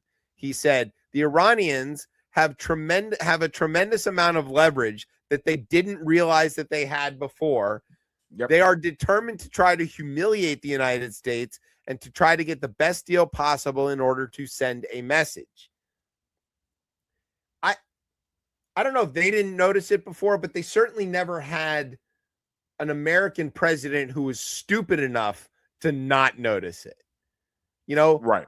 When Kerry was negotiating the JCPOA, it's not like it never occurred to him that 20% of the world's oil could be stopped dead in its tracks by Iran if he fucked it up. Like, he knew that. Right. So he was careful, and it worked. And then Trump was like, fuck that noise. I don't like this ketchup negotiated deal anyway. All right. Let's move on to another continent full of shithole countries that Trump wants to bomb. Africa. Did you know there's a place called Africa? Yes. It's a great big continent. It's even bigger than Greenland. You wouldn't know that if you looked at a map. The map, you would not. It's a lot bigger than Greenland, believe it or not. Intentional too. That's done that. It's way. intentionally bigger than Greenland, or it's intentionally misrepresented on the map. That one. Yes, that's right. So in Africa, there's a country called Zimbabwe. Now, I'm going to guess, I didn't look at who added this to the document, but since our esteemed producer, Brian, used to live there, I'm going to guess this had his doings. But what are we talking about here? We're talking about something that we may be experiencing soon. They have an 83-year-old president. His name is Emerson Mnangagwa. He got to be president after he deposed his former best friend. I think, I don't know what to call their relationship, but Robert Mugabe, who was president of Zimbabwe for the last several hundred years, there was an election. This guy named Morgan Tsvangirai won, and then he didn't win, and then he got killed, and then there was a coup, and then they sent Mugabe home to God knows where, and then I don't know. Anyway, this dude Mnangagwa ends up in charge of the whole operation, and he's not supposed to still be president. Like, they have a rule about that. Don't worry though.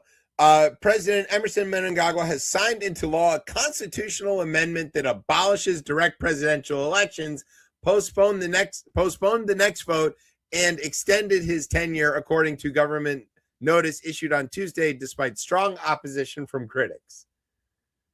Well, you know, that's what you do if you're an 80-something-year-old president that doesn't want to submit to the will of your people. This is a cautionary tale, folks. You know, and I think this is just, I don't have like any like hardcore evidence on there. I guess it's more anecdotal, but there's obviously been a huge investment in African nations from China.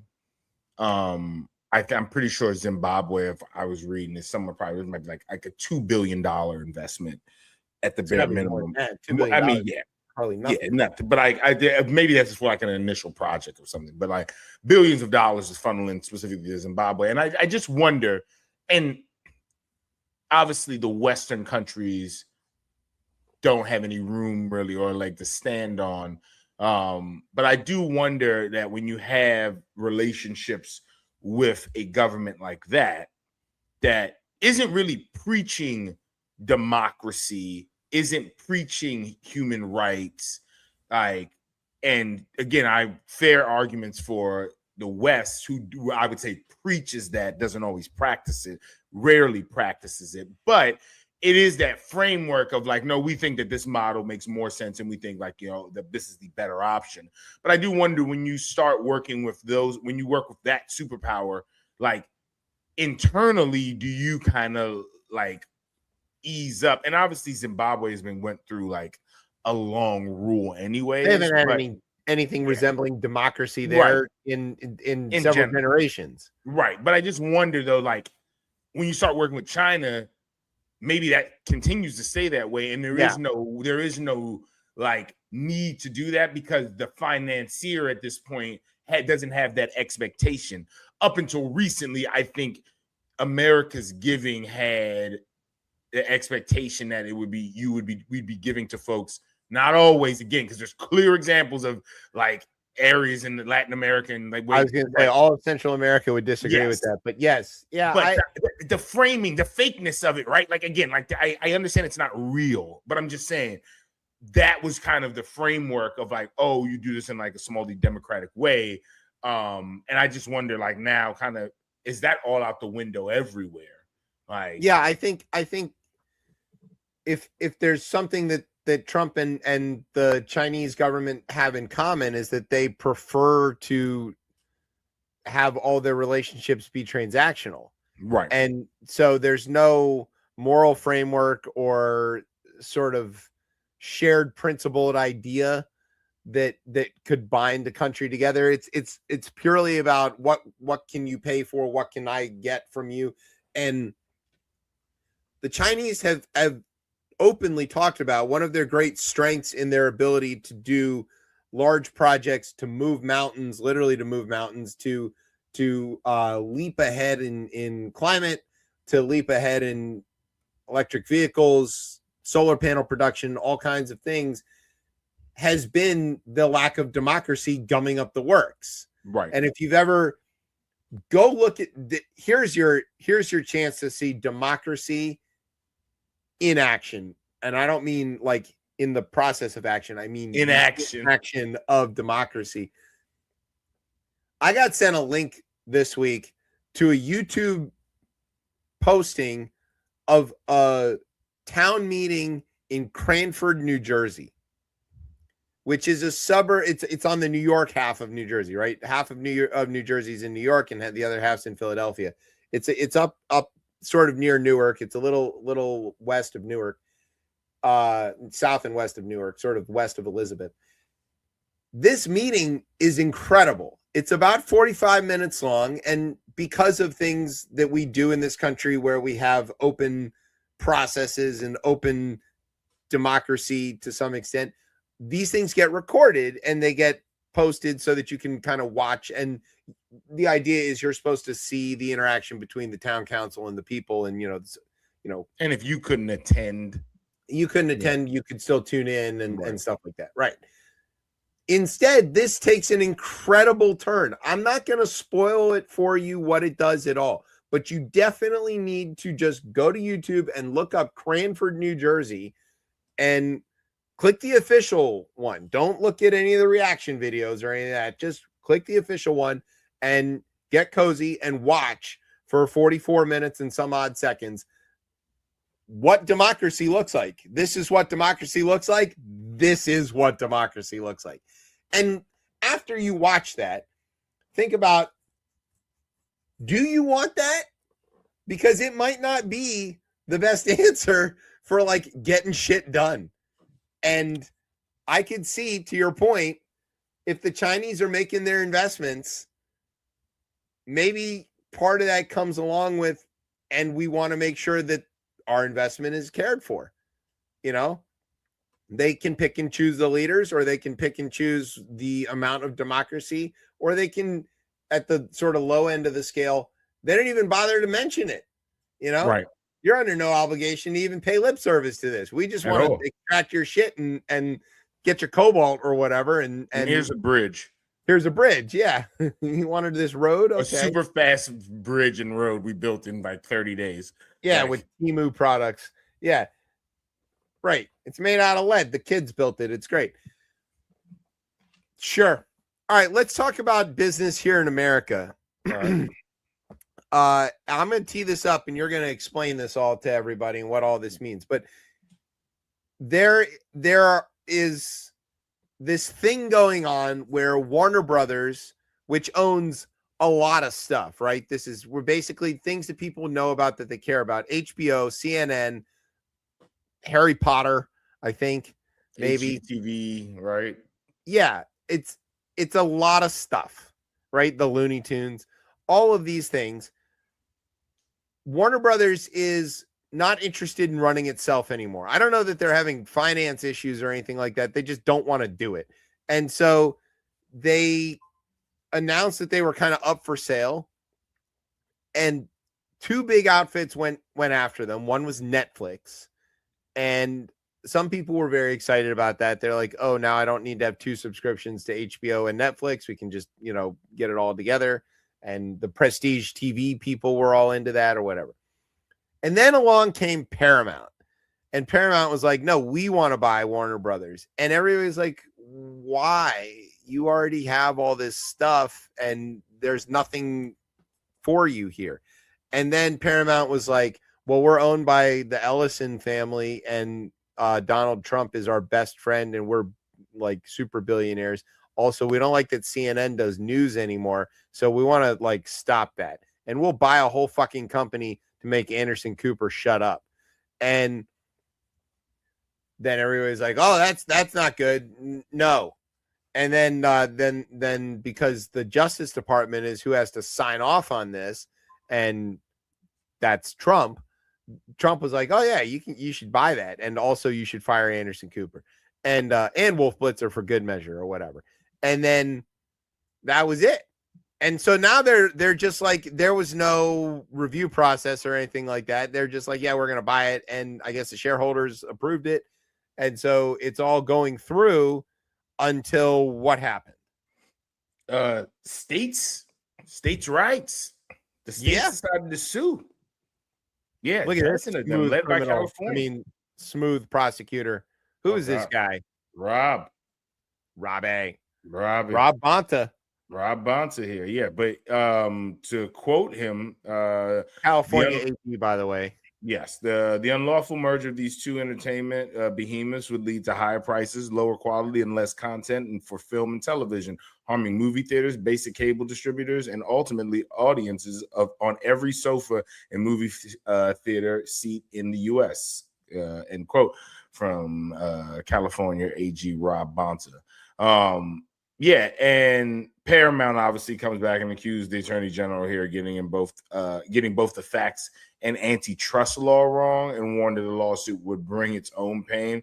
So, quoting them, delaying this transaction will only harm entertainment workers who have already suffered over the recent years as technology has disrupted their livelihood and cost California tens of thousands of entertainment jobs, end quote. So now they're just saying, hey, people are running away from the state because of this. I don't think that's nowhere near factual. That's not the reason that people are moving away. California is the 5th largest economy in the world by itself. Just by itself, right? By itself. Yeah. And yeah, I mean, you even have in here, right?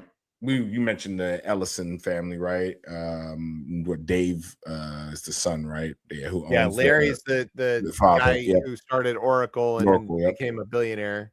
And his son Dave runs Paramount. But yeah, you have like Trump, right, on here, quote, we're trying to have CNN go on a normal path, end quote. So that's what he told Tapper after an interview about Lindsey Graham.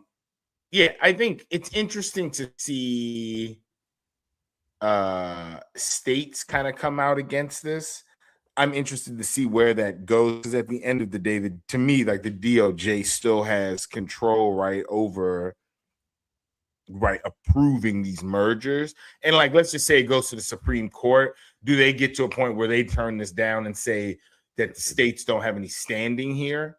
Like, I don't know. I don't know that it's a standing problem, but states have done this frequently, right? It's either Republican states or Democratic states, depending on who's in the White House, will, if they don't like the way that federal law is being applied to a given situation, they can go to court and ask for relief in sort of forcing the feds to do their job. And I don't know what the success rate of that is. I don't think it's very high, but I don't think that's really the point. I think that the idea here is to raise the attention level on this, because, you know, the business side of it is what it is. I don't think it's, you know, the question of competition or whether it's fair to do a merger is so subjective in any case. It's hard to know. Yeah, but we know that more of the, like, we've watched the price. Let's just take streaming as just that example. We've watched there become an increase in pricing. And I wouldn't say the content at all has gotten any better. I'll give an example. I've used DirecTV Stream now since 2000 and maybe 15, 16. And for the main reason, it was the only thing that had Masson at that point, like outside, like for streaming service, like all the other ones didn't have it. And that was my main reason. But I watched that go probably from like $35 to, I think it's at $135 now. Yeah. And that's drastic over a 10-year period, especially to say like the actual service hasn't gotten any better. I don't think I've gotten any better, like channels. And I would say a lot of that I've watched because it's a DirecTV property. DirecTV has fell under AOL Time Warner, Yep. Warner at that point. And like every one of those changes, as they have went back and forth and either like expanded or contracted, I have watched the prices of these continuously go up. And I do think right now there is like, we are suffering in this country. Like, obviously we have this one type of con that is running the country right now, and he needs to be stopped. But specifically around these mergers, someone needs to call up that other con and like bring her back. Because I do think she had a proper approach to this, and a full-on, and not just here in the tech sector as well too, where I think things need to be split up. And I think the reason is, I think we use Microsoft obviously as that big example. That's probably the biggest case in our generation, right, that we've had. But you don't have some of the emerging technologies, I say specifically a Google, without that case, without them stripping Internet Explorer out. And I think we're doing ourselves a disservice for progress. And I maybe there's a whole different conversation around like endless growth and things of that nature. But progress and innovation, I think, is stymied in this country sometimes because we don't actually enforce. Like, antitrust is a good thing. That's a good thing that the government should be doing, because again, we know this is a free market, but it's almost they're trying to protect the free market, right? That's theoretically the role of the DOJ in terms of antitrust law in general, is that they're supposed to be looking out for the consumers and protecting the free market from what would otherwise be unfettered concentration of everything in one basket, I guess. Yeah, and you know, you learn this right in basic history or social studies class or whatever, that how do you get to, you know, you look at the history of the robber barons and the railroads and all this stuff, that if you buy up everything, you can tank your prices to drive your competitors out of a market, and then you can buy up all their stuff, and then you can raise the prices and everybody's at the mercy and all of this stuff. The argument with the streaming or with content providers in general is that it's a fragmented media market, and people maybe don't care very much about one particular TV channel or movie franchise or whatever, and that they're all distracted watching TikTok or God knows what else. And so, you know, they're struggling to be profitable. That's a fairly cogent argument too, I would say, because they are struggling. Well, the studios are struggling to be profitable. The writers are struggling to be profitable. There's this endless amount of content out there and an endless number of eyeballs, and nobody can figure out a way to make any decent amount of money at it without taking from the consumers in some way or another. Brian watches a lot of this stuff. What do you think, Brian? Well, the main reason I put this out there, because like you said, this merger, this is Warner's fourth attempt of being merged into something that I felt like you said earlier, is like, why can't you be on your own? You're 100 years old, you can thrive, you know, you got all this content, you're able to do a lot of movies and television shows and stuff like that, but somehow you've been crying and whining that you're broke, which I don't get. And I feel like this is more than just the content aspect of it. It's really the fact is like these new executives that have come in and be part of this merge, because the last merger they were in with Discovery, they gutted out a lot of the guys who were at Warner, where before this merger was everything was kind of okay, but Discovery again wanted to save money.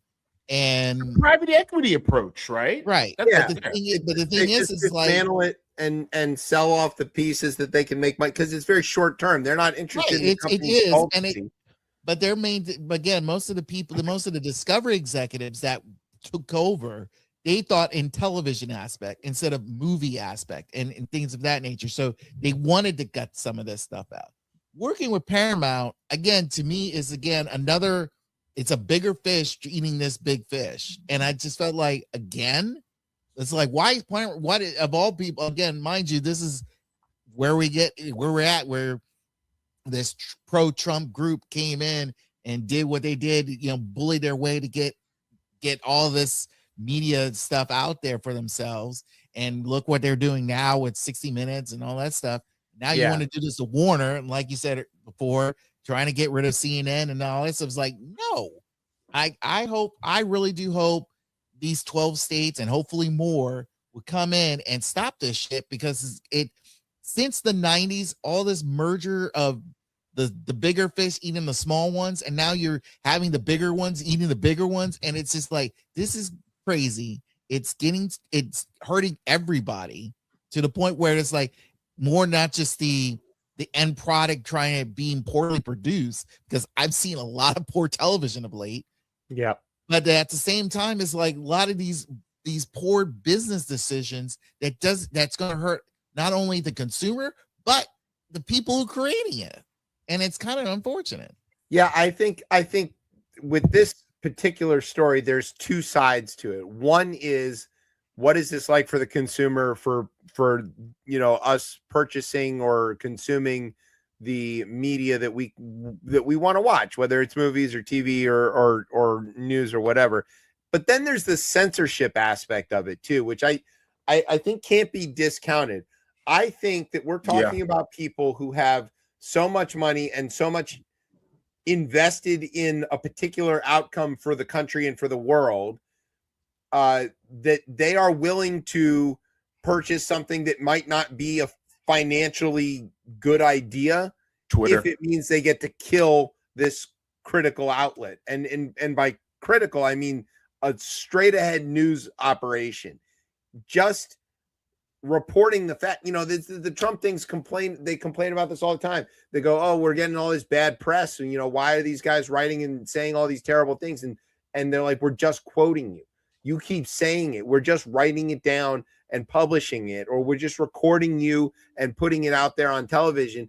We're not the ones producing this. You are producing this. We're just writing it down and showing it to everybody. They would love to get rid of CNN. They would love to get rid of CNN to the point where they are willing to pay to buy a flagging company that isn't financially solvent, and they will lose money on this deal. If they get CNN off the air, it's worth it to them. That's what. Or convert it to state media.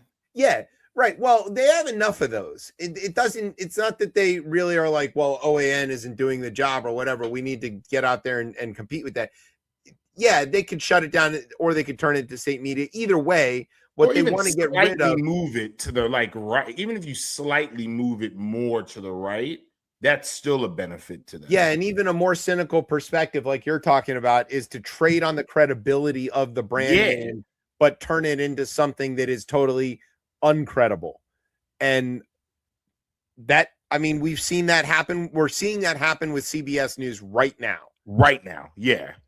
And it is a travesty on top of travesty from a freedom of the press perspective. Yeah. The rest of it, all of the movie stuff and the intellectual property and all this stuff, I don't really care about. I don't pay attention to that. I don't watch enough movies to really have a lot of opinion on that. I think that the IP is still going to be valuable, and somebody's going to buy it. And if they end up selling it off in pieces and whatever, it's all going to show up, spit out the other end in whatever new media landscape we're looking at.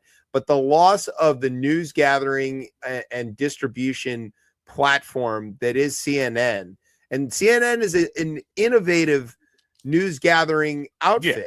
You always wonder, like, how does CNN happen to have a reporter everywhere that anything's happening? They don't. What they have is relationships with, contracts with local reporters and TV stations and things like that they can flip a switch and make that person a CNN reporter, or get them on the line and have them cover the thing breaking as it happens. That's an innovation that Ted Turner came up with that nobody else had. And it is still why they lead in breaking news all the time, and why they're an important part of our news media landscape. Headline news. Yeah, right. All right, let's talk about some other news. This one is a federal court. A judge on Monday denounced Trump's stupid IRS thing where he tried to sue himself. She said that there was not enough adversarial difference, that, you know, they were on the same side of this. And this sort of spilled out into the hearing with Todd Blanche this week. He goes in front of the Judiciary Committee and Senate looking for confirmation to be moved from acting to real attorney general. And, you know, there's this obvious thing of, you know, they asked him, are you his friend? And he's like, no, I'm Trump's lawyer. Like, Crazy. You're not his lawyer, buddy. You're the acting AG. You got to be the country's lawyer. And in this case, he was on both sides of the case. He was suing himself, and it's Trump's personal lawyer suing Trump's DOJ and IRS. The judge is right. This is an improper operation. And for the first time, we're going to see some sort of consequence here. Blanche is possibly going to lose his law license, which would be really funny if the attorney general can't practice law. I don't know what that's going to look like, but state bar in New York, where he's barred, can unbar him. So, of course, the reaction from the Trump administration and others has been to say, well, we don't need state bars. Anybody can be a lawyer or whatever. Again, anti-expertise. I guess if you want to have some idiot represent you in court, you are entitled to that choice. If you want, that's your right. That is your right. Sixth Amendment, all you want. But that it's a dumb move. By all means, give it a go. But nah, this is where the slush fund comes from. This is where, you know, right. and he was in his hearing, and they were like, you know, so are you going to commit to not having the slush fund? And he goes, well, it's dead. And I forget which senator. Yeah, that's not the same thing, because one of the senators sort of said, there's this settlement agreement here. This is an enforceable contract. It says that this fund shall be created. And just because you're not doing it doesn't mean that Trump couldn't come along and sue the DOJ to force them to create this. Right. And so you gotta amend the settlement agreement. And he was like, I'm not doing that. Fuck you guys. And they were like, what are you talking about? And he's like, yeah, fuck you guys. And they were like, we're senators. And he's like, okay, sorry, fuck you, senators. And then they're like, all right, hearing adjourned. It was just really stupid, ridiculous. This is the thing. Y'all voted for this shit. I just want to be clear about that. Y'all voted for this shit. It did not have to go this way. You could have had professionals that you disagreed with, but didn't go to break the thing.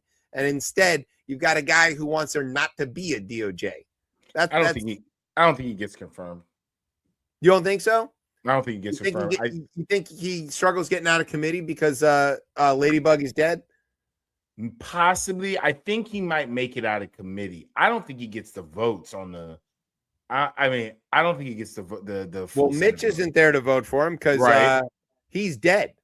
Stop it. And Murkowski, we don't know. He's not on there. Murkowski's a no. Collins is a concerned, but probably yes. Yes, as always. Yeah. So I don't know. I don't know. I don't think this. I mean, because I think the same reason why Donald Trump wants him might be some of the reasons that he doesn't get confirmed, like some of those extreme ones. I think there's you think like Rand Paul or yeah. I think there's bipartisan frustration with the whole Jerome Powell shit in that.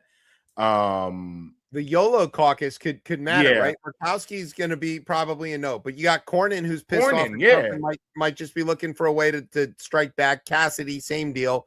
Yeah. Yeah. Okay. I'm sorry, guys. It's the wrong thing. Yeah. I don't think he gets confirmed. All right, well, let's go to Kentucky, where we're definitely not confirming anything. Can't confirm nor deny the life of Mitch McConnell. So, Governor Andy I Beshear, saw him smiling in a hospital. What are you talking about? Right, holding a newspaper, so you know it's good. And his China wife was there, so it's fine. Cocaine Mitch is maybe alive, maybe not. We don't know. He posted this photo of him and this statement that is very clearly, lawyered to death. And the governor was like, no, you need to show me a video. Like, I got to see this. You got to be locked. He goes, call into a radio show. You know, I something love it. Like he's a coach. Yeah, call this show. Shit.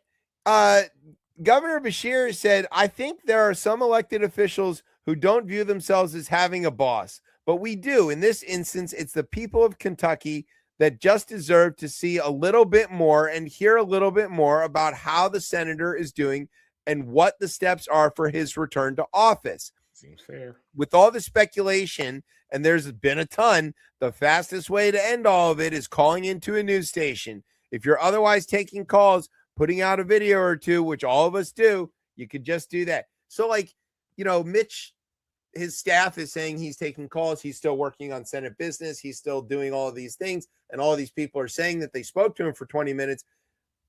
It is a super common thing for, yes, coaches, but also for politicians to call into news shows to do interviews, even if they're not on video, just over the phone. And you hear it all the time. You could Denise go George on, is on tomorrow on right. Politics. You could just go on, take an interview from All Things Considered. Just take an interview from ABC News. It doesn't have to be on camera. You can just take the interview. That would help. But he's not doing that either. So what's the deal? And again, I don't know that Governor Andy Beshear is like he's definitely dead, but he's certainly not at capacity for the people of Kentucky who do deserve to have representation, even if it's Mitch McConnell. They should. I mean, I'm fine with him being incapacitated and not in the Senate. That works to my Clearly. advantage. Yeah, and God willing, Rand Paul's neighbor will put him in the same position. But all right, I have a question. First off, I'd like to apologize for that whatever outburst I had. It's that Tourette's. Anyway, Tourette's. How is it that they can't force him back, but they were able to force back who was it? Maxine Waters. And she ended up for a while. Yeah, so they were able to. So he's got to be in person to vote. That's the thing. And so you could you a vote that he needs to be there for, essentially. So some of the majority we're not going to do that. What's the name's not going to. In the case of Waters, it wasn't that they could force her to return; it's that they wouldn't let her leave. And you know, they basically trapped her in the House chamber and came up with some stupid excuse why she wasn't allowed to leave. I don't remember all the details about that. Yeah. Well, my question is, or my concern is, are we done with this whole bit of, that's what I'm yelling about, of a person who we know full well is not in full capacity to, one, not only to complete his term as an elected official. And I felt like it's like, if he cannot do that, it's kind of unfortunate that the governor of the state that he's supposed to represent can't come in and say, look, you're out. We got to put somebody in. We have to have some. Well, Kentucky passed several laws. We talked about this last week, that they passed several laws that sort of limit Beshear's ability to do that, specifically because he is a Democrat, and that's what they don't want to do. It's partisanship at the maximum. I mean, you got Grassley reading his questions in the Judiciary Committee. He's 93. He's 93, and he's never asked questions without reading them anyway, even though he's been in the Senate for several hundred years. So he was in the Roman Senate. Yeah, he was in the Roman. That's funny. He was the Ides of March. If you want to know, like, there's a clear answer to this, which is term limits, and you got to put an age limit on this thing, and you just can't let a country be run by octogenarians, whether it's Mnangagwa in Zimbabwe or Cocaine Mitch in Kentucky. There's a limit here. I don't care how sharp you think they are, or how smart or funny or charming or whatever. It's the wisdom. Nah, fuck that. This is not wisdom. Not wisdom when you're 60. Not wisdom. I'm joking. Freaking win, more good. 70 is the cutoff. That's it. like, I don't want 70-year-old people doing anything except making whiskey, maybe. Like, that's the thing. It's like, you know, there's that Corb Lund song. I want old men making my whiskey, and I want old men singing my blues. That's about like the two things that like old guys are good at. Maybe checkers, you know. But like, I don't even like seeing, you know, like Lee Corso still hanging in on the game day thing for all these years. He's gone. Yeah, he is finally. But you get what I'm saying? Like, it's the last elder 10 years, abuse. Lee Corso, it was a joke. It's humiliating. It's elder degrading. abuse. Yeah, it is elder abuse. This is elder abuse. Let Mitch die. Let him ride his thoroughbred off into the Kentucky sunset and take Rand with him. Just go away. I get. Allegedly. Speaking of killing people, ICE should not do that. But they are. So ICE killed people in Texas and in Maine, and everybody's like, oh, that's bad. So then ICE was like, all right, we're going to stop doing traffic stops. Because they just do traffic stops all the time, and just, they don't care who's in the car. They pull everybody out. They arrest everybody. I saw one video where they walked up to somebody who was stopped at a light or at a stop sign. They got out of their car, blocked that person with their car. They got out of the car, walked up to it, sprayed pepper spray in their air intake of their car, smiled and waved at the driver who was filming it, and then got back in their car and left.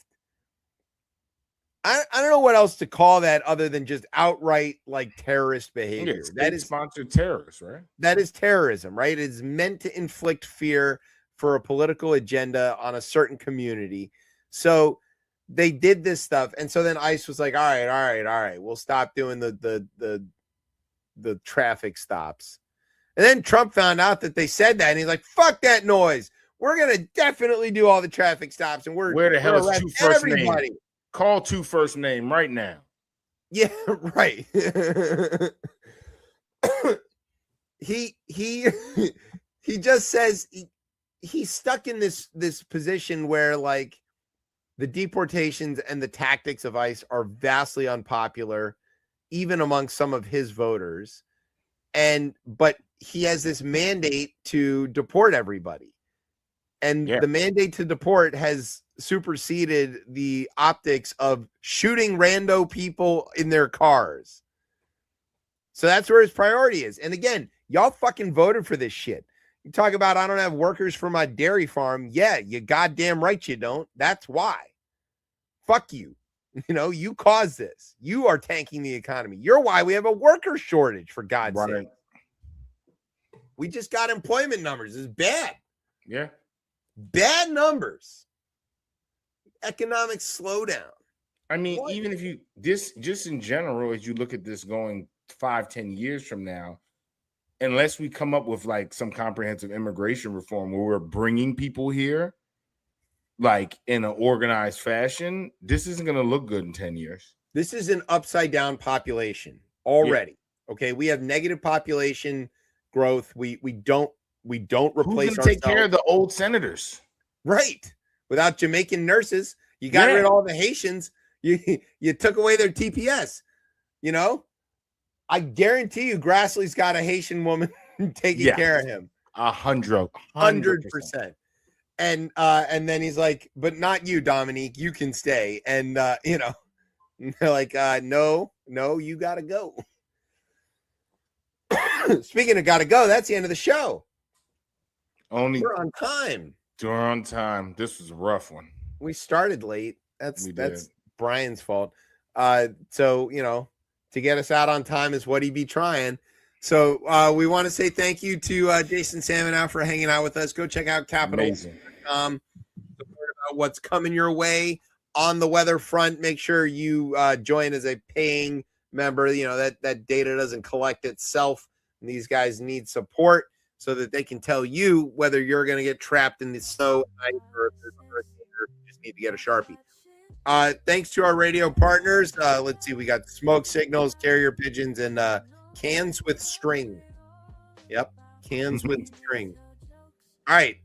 Thanks to NOTN for keeping us on another week, maybe. And thanks to our home on the interwebs, coplaymedia.com. And thanks, as always, to our family here at Beltway and Rip Radio for making us sound as smooth as Lindsay's Ladybugs. All right, where can everybody get you on the socials there, Tez? You can find me on Blue Sky at DC Cortez. And I guess since I am on Instagram again, you can find me at Ketchum Cordy.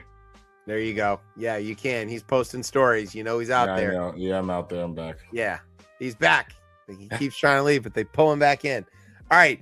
You can find me on the show and the show on the Twitter at ChipChatRR. You can find us on Facebook or Instagram at RipChipChat. You can find me on Blue Sky with my old Twitter handle at Chef Chip.